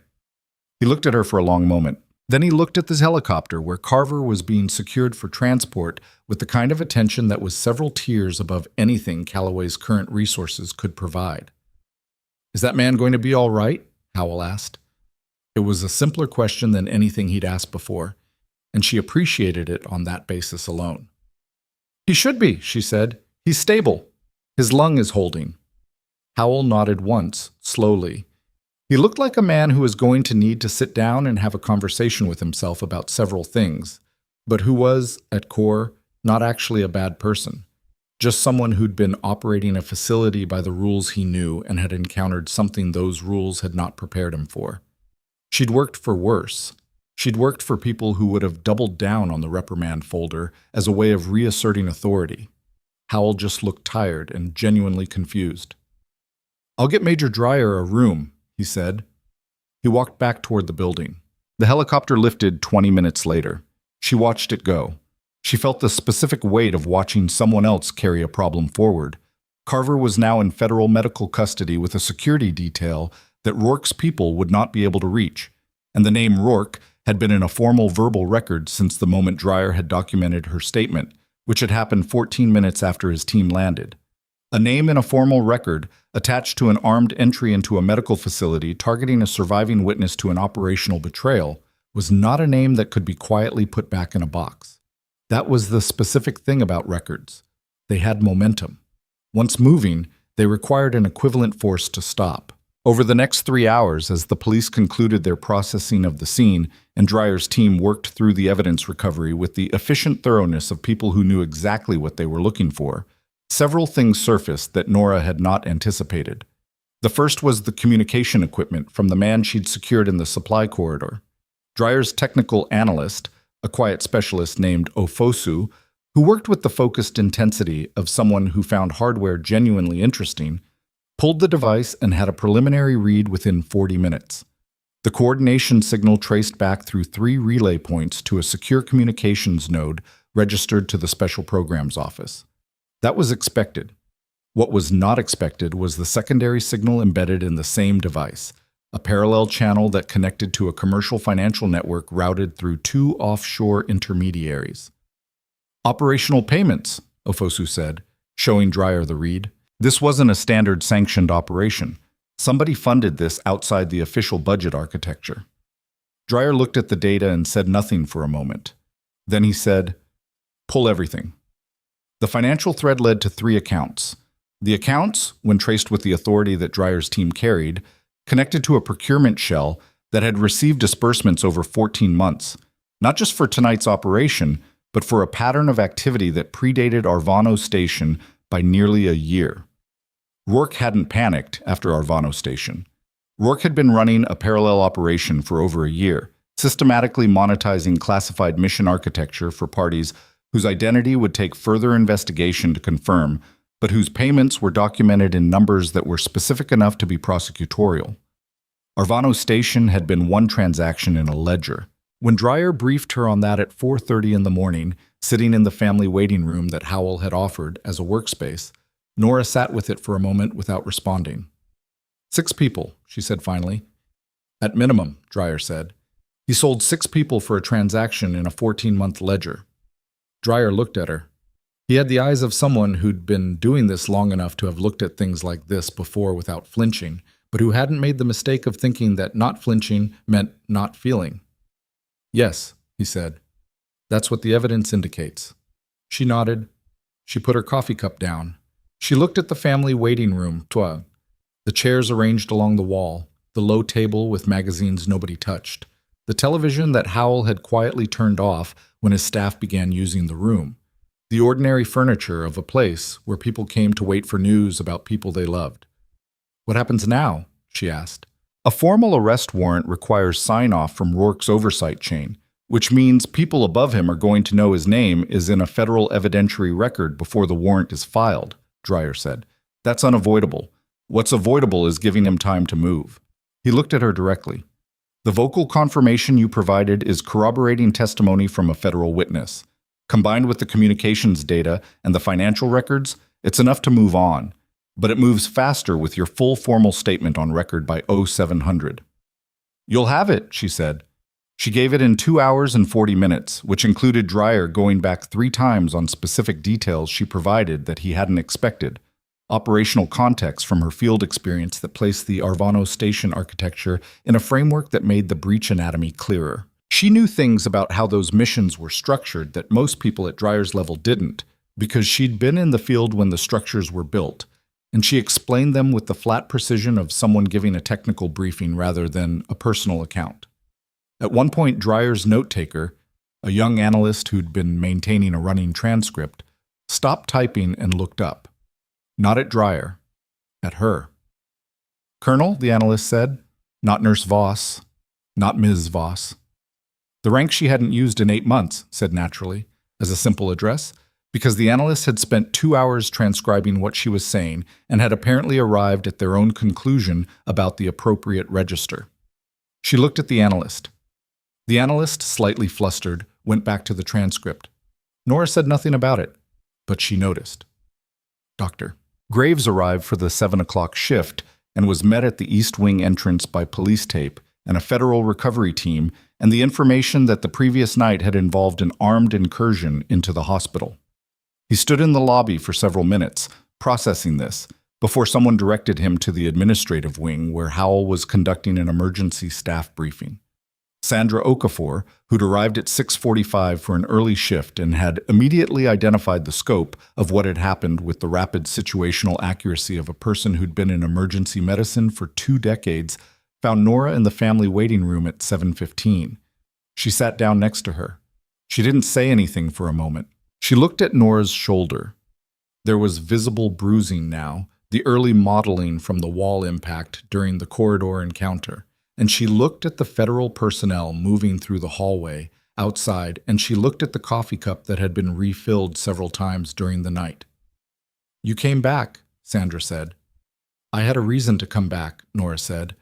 I heard Briggs used a fire extinguisher on someone. So I'm told. Sandra was quiet for another moment. Then, the patient from yesterday morning, he was really one of them, a military operative. Yes. And you, she stopped. She started again. What you did in the ER yesterday, the assessment, the chest decompression that Graves performed, all of that. He would have figured it out, Nora said. He was 30 seconds from moving the patient for imaging, Sandra said. She said it plainly, not dramatically.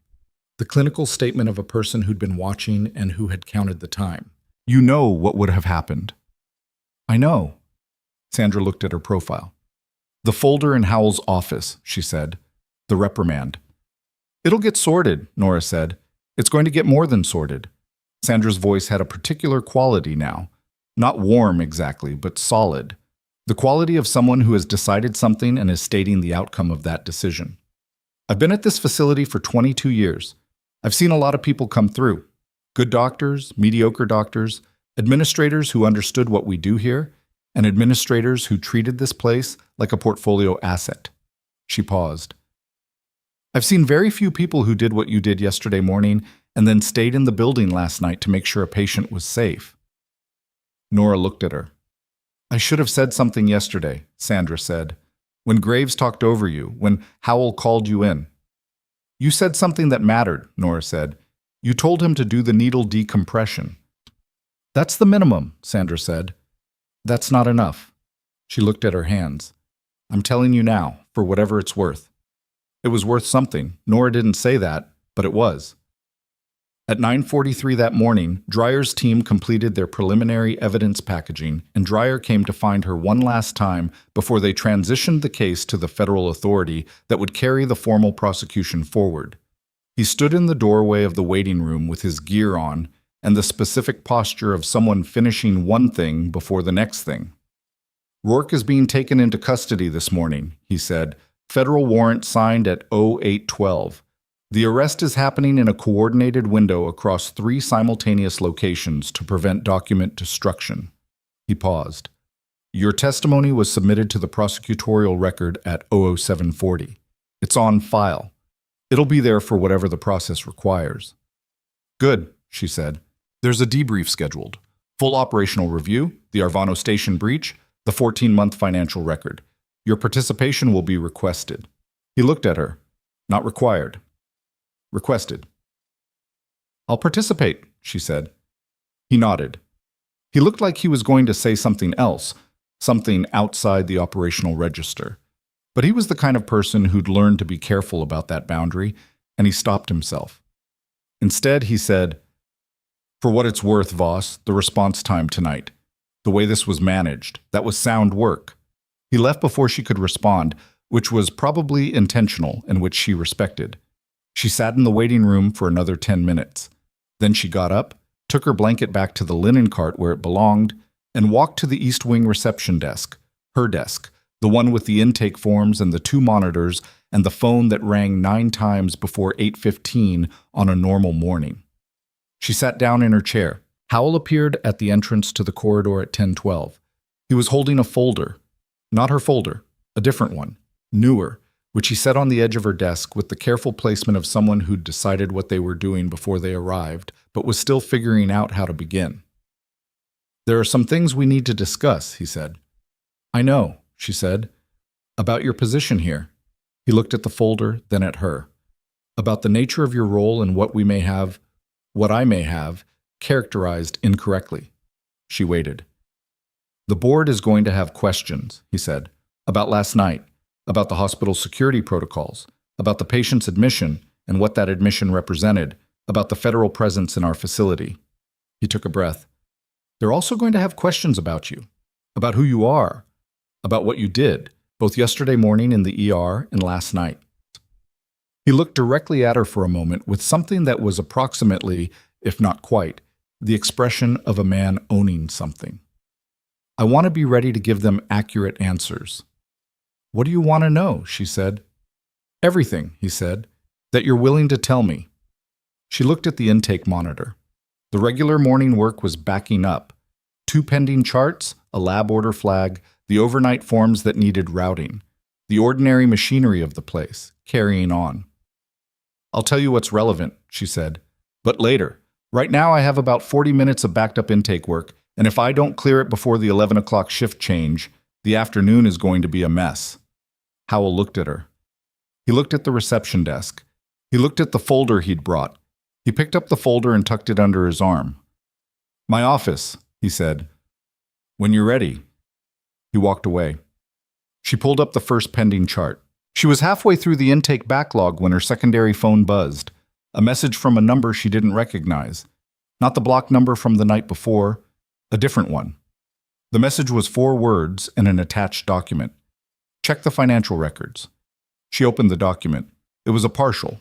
Someone had screenshotted specific pages from what appeared to be the financial architecture Ofosu had pulled from the communications device. The offshore disbursements, the shell accounts, the 14-month transaction history. But there was a column in the records she hadn't seen in Dreyer's briefing. A recipient column, partially redacted, and in the last 4 entries the redaction had been removed. 4 names, 3 she didn't recognize. The 4th was a name she knew. Someone inside the federal response team that had arrived last night had been on Rourke's payroll for 8 months, and that person had been in the room when she'd given her testimony. She looked at the name for a long time without moving. The intake desk was doing what it always did. The monitor cycling its soft alerts, the phone sitting ready, the fluorescent hum of an ordinary morning. And she was sitting in the middle of all that ordinariness with a screenshot on her phone that had just made the last 12 hours considerably more complicated than they'd appeared to be 20 seconds ago. The name in the 4th entry was Ofosu, the technical analyst, the quiet specialist who'd pulled the communications device and run the financial trace and produced the data that was now sitting in a federal prosecutorial record. The same person who'd been standing 4 feet from her when she'd given her formal testimony, who'd watched her lay out the operational context that only someone with her field history would know, who now had a complete picture of exactly what she knew, what she'd confirmed, and what she could testify to in a formal proceeding. She thought about the screenshot itself. 4 words and an attachment from a number she didn't recognize. Someone had sent this to her secondary phone, the number that existed in a very small circle of people, none of whom were in Dreyer's operational unit, which meant the sender was not from Dreyer's team, which meant someone outside the response operation had access to the financial records, had identified Ofosu's name in them, and had chosen to send that information specifically to her, her contact. The woman she'd called from the supply corridor, the secure archive log, the monitoring flag. She'd used the secondary phone for that call, and her contact would have the number. And her contact, having initiated a response chain that landed Dreyer's team at Calloway, would have been watching what happened afterward, would have been tracking the evidence recovery, would have had access to the financial data through the same channels that produced the initial monitoring flag. Check the financial records. 4 words. No explanation, no instruction. Just the information and the implicit trust that Nora would know what to do with it. She stared at the name for another 3 seconds. Then she made a decision. She called Dreyer directly, not through the liaison number he'd left for the federal case handlers, his personal operational contact, which he'd given her during the briefing at 4:30 in the morning. He picked up on the 3rd ring. "Voss," he said. "Ofosu," she said. A silence that lasted exactly long enough to tell her that she wasn't giving him new information. She was confirming something he'd already found or was in the process of finding. "Where did you get that?" "Secondary channel. Someone outside your team who had access to the financial records." She kept her voice even and below the carrying level of the intake desk. "How long have you known?" 40 minutes, he said. "Ofosu is currently being held on the basis of a separate request. I told him I needed the full technical workup filed before he could be released from the active case. He's in a conference room at your facility with 2 of my people." "He was in the room when I gave my testimony." "I know," Dreyer said, "which is why I need to know exactly what he heard that we need to account for." A pause. "Voss, I want you to understand something. The fact that one member of my team was compromised does not change what we have. The physical evidence, the communications device, the financial records, the 3 individuals in custody. None of that runs through Ofosu. He was analysis support. The chain of evidence is independent of him." "Rourke's lawyers will argue contamination," she said. "They'll argue whatever they can argue. That's their job." His voice was steady, not dismissive of the concern, but not rattled by it either. "My job is making sure the case holds. I have people on that right now." He paused again. "I also have a request." "Go ahead." "The testimony you gave. I need you to give it again, formally, on record, in front of a different documentation team today. Clean record, no Ofosu in the room, no question about the integrity of the transcript." He paused. "I know you've been awake for roughly 30 hours. "I've been awake longer than that before," she said. I know you have, he said. She looked at the intake desk. The pending charts had been sitting there for 40 minutes. She pulled up the first one, cross-referenced the lab flag, cleared it in 90 seconds. She did the same for the second, while Dreyer was still on the line. 2 hours, she said. Give me 2 hours to clear what I need to clear here. Then I'll come to you.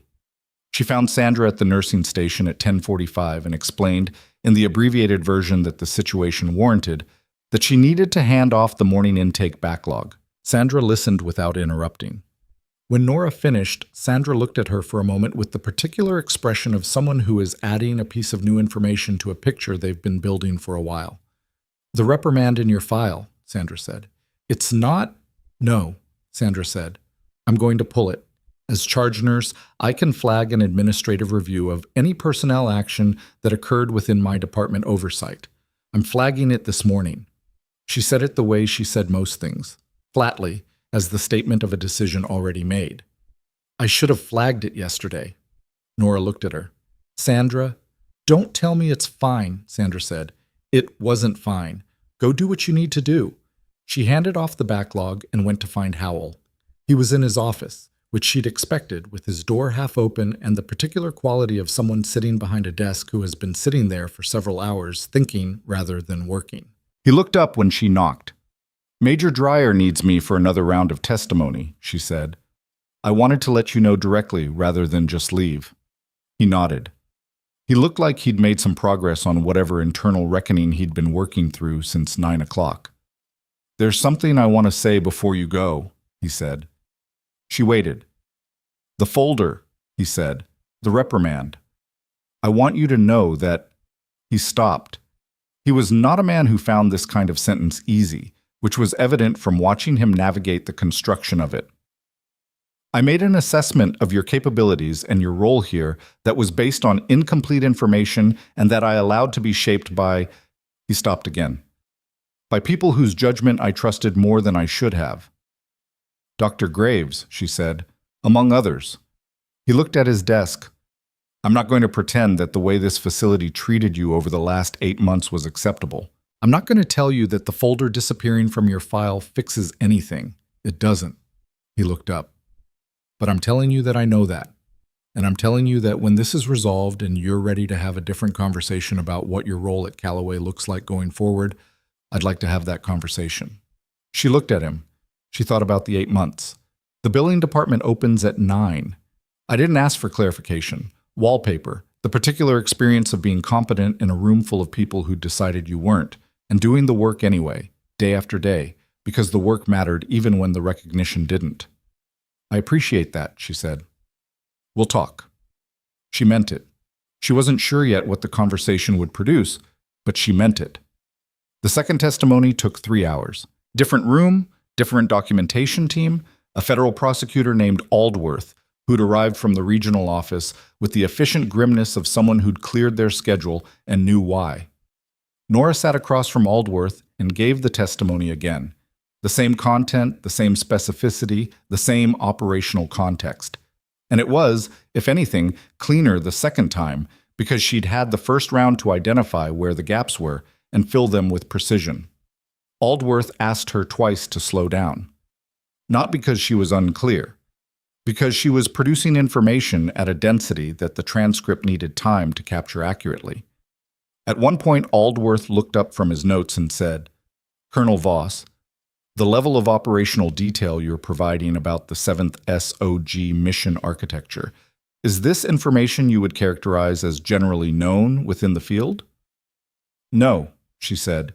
How would you characterize your access to it? Direct experience, she said. I was in the field when those structures were built. I worked within them. She paused. You're asking because Rourke's defense will argue that someone with my knowledge could be fabricating specificity rather than reporting it. Aldworth's expression acknowledged that this was accurate without confirming it verbally. Pull my service record, she said, the classified version, not the redacted public filing. Cross-reference the operational dates with the architecture I'm describing. The specificity will be self-corroborating. Aldworth wrote something. We'll do that. I know, she said. The session ended at 2:15. Aldworth gathered his materials with the deliberate pace of someone who had a great deal more work ahead of him and had made his peace with that. At the door, he stopped. "One more thing," he said. "Ofosu. He's cooperating fully under the terms of an expedited agreement." He confirmed the financial relationship, 8 months of payments in exchange for operational intelligence passing from Dreyer's team to a contact in Rourke's network. He looked at her. "The payment started 4 weeks before you took this job." She went still. "Rourke knew someone was going to look for an operator matching your profile," Aldworth said. "He built the surveillance architecture before Carver started searching. He had Ofosu flagged to report if any federal response was triggered by an inquiry into Calloway Regional." He paused. "He was monitoring for you specifically. He knew about your field record. He knew what you represented as a potential witness to people who understood how the Arvano station architecture worked. He knew I could corroborate Carver's account from an independent position," she said. "Yes," Aldworth said, "which means the operation last night wasn't improvised. It was planned. Carver finding you accelerated their timeline, but the architecture was already in place." He looked at her with the careful attention of someone who wants to make sure the person they're talking to has fully received what they're saying. "Director Rourke considered you a significant enough threat to have been managing surveillance on your location for 8 months. She thought about the 8 months. The intake desk, the reprimand folder, wallpaper. The particular irony of being invisibly surveilled by a federal official who correctly assessed her as dangerous, while being visibly dismissed by everyone around her who incorrectly assessed her as unremarkable. He was right to be concerned," she said. Aldworth almost smiled. "Yes," he said. "He was." He left. The arrest of Director Rourke was a matter of public record by 4 o'clock that afternoon, not because it had been announced, but because the coordination of a federal warrant across 3 simultaneous locations involving a senior special programs official was the kind of event that produced a document trail that journalists with the right sources could access within hours. By 5, there were 3 outlets running with fragments of the story. By 7, the full framework was out. A 14-month financial conspiracy involving the sale of classified operational intelligence, the deliberate betrayal of a 6-person special operations team, and an armed incursion into a medical facility targeting a surviving witness. Rourke was taken into federal custody at his home, which was reported by 2 outlets with enough detail that it was clearly coming from someone inside the operation or adjacent to it. The arrest was not dramatic. It was the kind of arrest that happens to people who have been doing something they know is wrong, and who know, when the door opens, that the door was always going to open eventually. He made no statement. His attorney made one, brief, and it contained the specific phrasing of someone preparing a long defense with uncertain prospects. The 3 men arrested at Calloway Regional were processed through federal charges by 6 the same evening. The man from the supply corridor, whose name turned out to be Falco, a former private contractor with a resume that matched the specific profile of someone who moved between quasi-legal operational work and the money that follows it, was facing charges that Aldworth had described, without effect, as substantial. Nora heard most of this secondhand in fragments, from Dreyer, who checked in twice during the afternoon, and from her contact, who sent 3 brief messages as the public record developed. She was not watching the news. She was at the hospital, finishing the shift she'd technically started at 6:45 that morning because the intake desk still had work on it and someone had to do it. Sandra checked on her at 4:30. Briggs appeared at 6 with coffee, real coffee, from the place 2 blocks away, not the vending machine, and set it on her desk without comment. She said thank you. He nodded and went back to his rounds. Dr. Graves came to the desk at 5:47.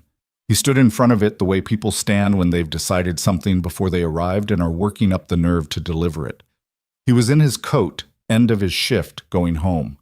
He looked at her, really looked, not the practiced non-look he'd been deploying for 8 months, and he said, without preamble, "I talked to Howell this afternoon. He told me about your service record." A pause. "He told me what happened last night." "Okay," she said. "I owe you an apology," he said. He said it the way people say things they know are insufficient but have decided to say anyway. Not just for yesterday morning, for the last 8 months. She looked at him. He was not comfortable. He was not performing contrition. He was actually uncomfortable, the specific discomfort of a person who has looked at their own behavior and found it wanting and cannot unfind it. "I'm going to tell you something," she said, "not to let you off the hook." He waited. "You performed well yesterday, in the ER, with a patient who would have died without a technically correct intervention. You did the work." She held his gaze. "The problem wasn't your competence. The problem was that you almost let it get in the way. Almost." He was quiet for a moment. "That's a very specific kind of criticism." "Yes," she said. "You're saying I'm a good doctor who almost wasn't." "I'm saying you're a good doctor who needs to stop performing being a good doctor and just be one." He stood with that. He had the face of a man absorbing something that was going to take a while to fully metabolize, but who had decided that the metabolizing was worth doing. "I heard they might offer you a senior clinical position," he said. "Administration and oversight." Howell mentioned something along those lines. "Would you take it?" She looked at the intake desk.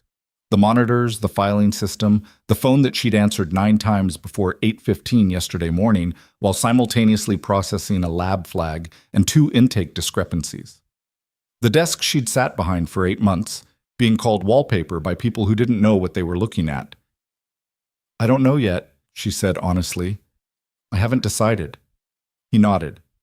He seemed like he was going to say something else, and then decided against it in favor of something simpler. "Good night, Nurse Voss." "Good night, Dr. Graves," she said. He left. She went back to work. Marcus Carver called her 6 days later from a secure line at the Federal Medical Facility where he was completing his recovery. He sounded better. The voice had its strength back, the particular quality of someone who'd been in a bad place and had come back from it with the awareness of exactly how far they'd traveled. "I heard Rourke is looking at a 30-year minimum under the espionage statute," he said. "That's what the preliminary filing suggested," she said. She was at home, in the apartment that had been quiet for 8 months, sitting on the couch with the window open and the evening coming in with the smell of the city. Combined with the conspiracy charges from the hospital operation, Aldworth seems confident. "He should be," Carver said. "The financial record alone is the kind of evidence that doesn't require interpretation." A pause. "The families of the team." He said it differently. Not as a transition to another subject, but as the subject itself, the one underneath everything. "They're going to know now what happened, that it wasn't an operational failure, that someone sold them." "Yes," she said. "I don't know if that's better or worse," he said. It came out rough, not performed, just honest. The words of someone who'd been carrying something for 11 weeks and hadn't worked out yet what it weighed. "Probably both," she said, "at different times, for different people." He was quiet for a moment. "You're right." Another pause. "I'm being moved to outpatient status next week. After that, debrief, internal review, the process." He paused. "I don't know what comes after the process." "Nobody ever does," she said. "What about you?" She looked at the window, the city outside doing what it did, ongoing, indifferent, full of its own urgencies. She thought about Howell's office and the conversation she'd said she'd have when she was ready. She thought about what Dreyer had said when he'd called that morning. A quiet, direct call, a different register than the operational one. "There may be a formal request coming. If you're interested in returning to an advisory capacity, not field, advisory, I'd like you to consider it." She hadn't said yes. She hadn't said no. She thought about the intake desk. The billing department opens at 9, 8 months of that, and she'd done it well, and she didn't regret a day of it, not because it had been enough, but because the work had always mattered, even when nobody acknowledged that it did. That was the thing she'd known going in, and the thing that had not changed regardless of how she'd been treated. The patient in front of you is the patient in front of you. You do what the patient needs because the patient needs it, not because someone is watching, not because it gets documented correctly, not because the recognition follows. You do it because it's the right thing, and you are someone who does right things. The rest of it, the folders, the reprimands, the names people used when they thought you couldn't hear them, all of that was noise. Real and sometimes painful noise, but noise. The signal had always been the same. "I'm figuring it out," she told Carver. "That's good," he said. "You should get something worth figuring out." She almost laughed. "Get some sleep, Carver." "Yeah," he said. "You too, Wren." She held the phone for a moment after the call ended. She looked at the apartment, sparse, functional, the home of someone who'd been living provisionally for 8 months, not fully unpacking because she hadn't been fully sure this was where she was going to stay. She'd been holding herself ready to leave, and that readiness had become a kind of habit that she'd mistaken for peace. It wasn't peace, it was just stillness. And stillness was not the same thing. She got up, she went to the closet, she moved the second box, moved the reference books, and she opened the fireproof box that held the other version of her file, the real one with the commendations and the operations and the years. She sat down on the closet floor, which was undignified and slightly uncomfortable, and she went through it. She was not reading it to remind herself of who she'd been. She was reading it to decide who she was going to be next. 2 weeks after Rourke's arrest, the formal public disclosure came. A joint statement from the federal oversight body and the Special Operations Command that outlined the scope of the conspiracy, the arrest, the ongoing prosecution, and the surviving operative whose testimony had anchored the evidentiary record. Carver was named. His team was named. The 6 people who'd gone into Arvano Station and not come back were named publicly and on the record, which was the least that could be given to families who'd spent 11 weeks being told something that wasn't true. Nora was not named in the public statement. She'd requested that, not out of false modesty, but because the work she was moving toward required a level of operational discretion that public identification would complicate. Aldworth had understood. Dreyer had understood. The statement referred to a witness with specialized knowledge and field experience and left it there. It was enough. She didn't need the name in print.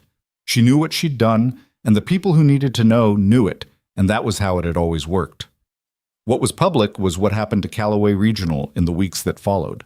The administrative review that Howell had initiated, partly in response to the hospital's role in the incident, partly in response to the events that had preceded it, produced findings that named specific systemic failures in how clinical staff were evaluated and supported. Dr. Graves was not suspended. He was instead given a formal recommendation for a supervisory development review, which was the institutional version of what she'd said to him at the intake desk. The problem isn't your competence. The problem is almost. Whether he'd do anything with it was his decision. She'd given him the honest read. That was what she could give. The conversation with Howell happened on a Thursday morning, 12 days after everything. His office, the expensive shoes, the hands folded on the desk, but differently than before. He was a man who'd been through something, and people who've been through things sit differently. He offered her a clinical oversight position, senior coordination, cross-departmental, with input on the facility's operational protocols and the authority to flag and intervene in clinical situations without needing a physician's explicit endorsement. It was, structurally, a recognition of what she'd been doing informally for 8 months. It came with an actual salary adjustment and an actual title and an actual chair in rooms where decisions got made. She told him she'd take a modified version of it. She would do the oversight role on a part-time consultancy basis because she had other commitments she was moving toward. The advisory work that Dreyer had requested, the debrief process that was still ongoing, the larger machinery of the prosecution that would need her available for the next year. She would remain at Calloway in a reduced but formal capacity. She would not return to the reception desk. He agreed to everything in about 4 minutes, which told her he'd expected negotiation and was relieved not to be having it. She shook his hand. She meant it. Walking out of Howell's office, through the East Wing corridor, past the nursing station where Sandra was coordinating the morning handoff with the efficient authority of someone who'd been doing it for 22 years, Sandra looked up, caught her eye, and gave her the smallest possible nod. Not a celebration, just an acknowledgement between two people who'd been in the same room for 8 months and had finally arrived at the same understanding of what they'd both been looking at. Nora walked through the lobby. She passed the reception desk, the intake monitors, the phone, the stacked forms, the chair she'd sat in every day for 8 months and done work that nobody fully saw. There was someone else at the desk now, a new hire learning the routing system. Nora didn't stop. She'd trained 3 people this week on the flagging process, and the lab cross-reference system, and the specific way the billing interface failed to auto-populate the insurance verification field. And all three of them had looked at her with the slight confusion of people learning something from someone who clearly knew considerably more than the position required. She walked out the front entrance into the morning. The city was doing what cities do, ongoing, loud, full of its own problems that had nothing to do with her. She stood on the steps for a moment, not transitioning to her car, just standing there in the air, letting the morning be the morning. She'd spent 8 months becoming invisible and had ended up more visible than she'd ever intended. She'd spent 8 months trying to be ordinary and had discovered that ordinary was not a thing she was capable of for any sustained period, because the instinct to fix what's broken and protect what's vulnerable was not an instinct that could be filed away in a closet and left there. It was woven into her in a way that was not about identity or ego, but about the simple, unglamorous fact that she was someone who knew how, and knowing how carries its own obligation. The people who had dismissed her had not seen her. That was their failure, not hers. She'd spent time making it her problem, carrying it around as evidence of something she should fix about herself. She was done carrying it. The patients had been helped. The evidence was on record. The names of 6 soldiers were spoken publicly and correctly. A man who'd sold lives for money was in federal custody. The woman who'd been invisible behind a reception desk had been the reason all of those things happened, and she hadn't needed anyone in that building to know her name for any of it to be true. She'd known what she was the whole time. She took out her phone. She called Dreyer. "I've thought about the advisory role," she said. "And?" he said. "I have conditions." "Of course you do," he said. She could hear something in it that wasn't quite amusement but was adjacent to respect. "The advisory work is structured around preventing the next Arvano station, not responding to the aftermath, preventing the conditions that create it. That means access to the mission architecture review process, not just the post-incident analysis." "That's a significant access tier," he said. "Yes," she said. "It's also the only tier where the work I can do is actually useful. So that's the condition." A pause. "I'll need to take that upward." "I know," she said. "I'll wait." She would wait. She was good at waiting. She'd spent 8 months behind a desk demonstrating that patience applied to difficult environments could outlast almost anything. What she was done with was waiting while pretending she didn't know exactly what she was waiting for. She was Nora Voss. She was a combat medic and a field operator and a careful, methodical reader of situations that others dismissed as stable. She'd been standing behind a reception desk in a mid-sized hospital for 8 months, doing work that mattered, being treated like she didn't, and she'd let it happen because she'd thought the quiet was what she needed. She didn't need the quiet. She never had. She needed the work, the real work, the kind that required everything she had. The kind where the stakes were what she'd trained her whole life to meet. There were still things broken in the world that she knew how to fix. She was ready to go fix them.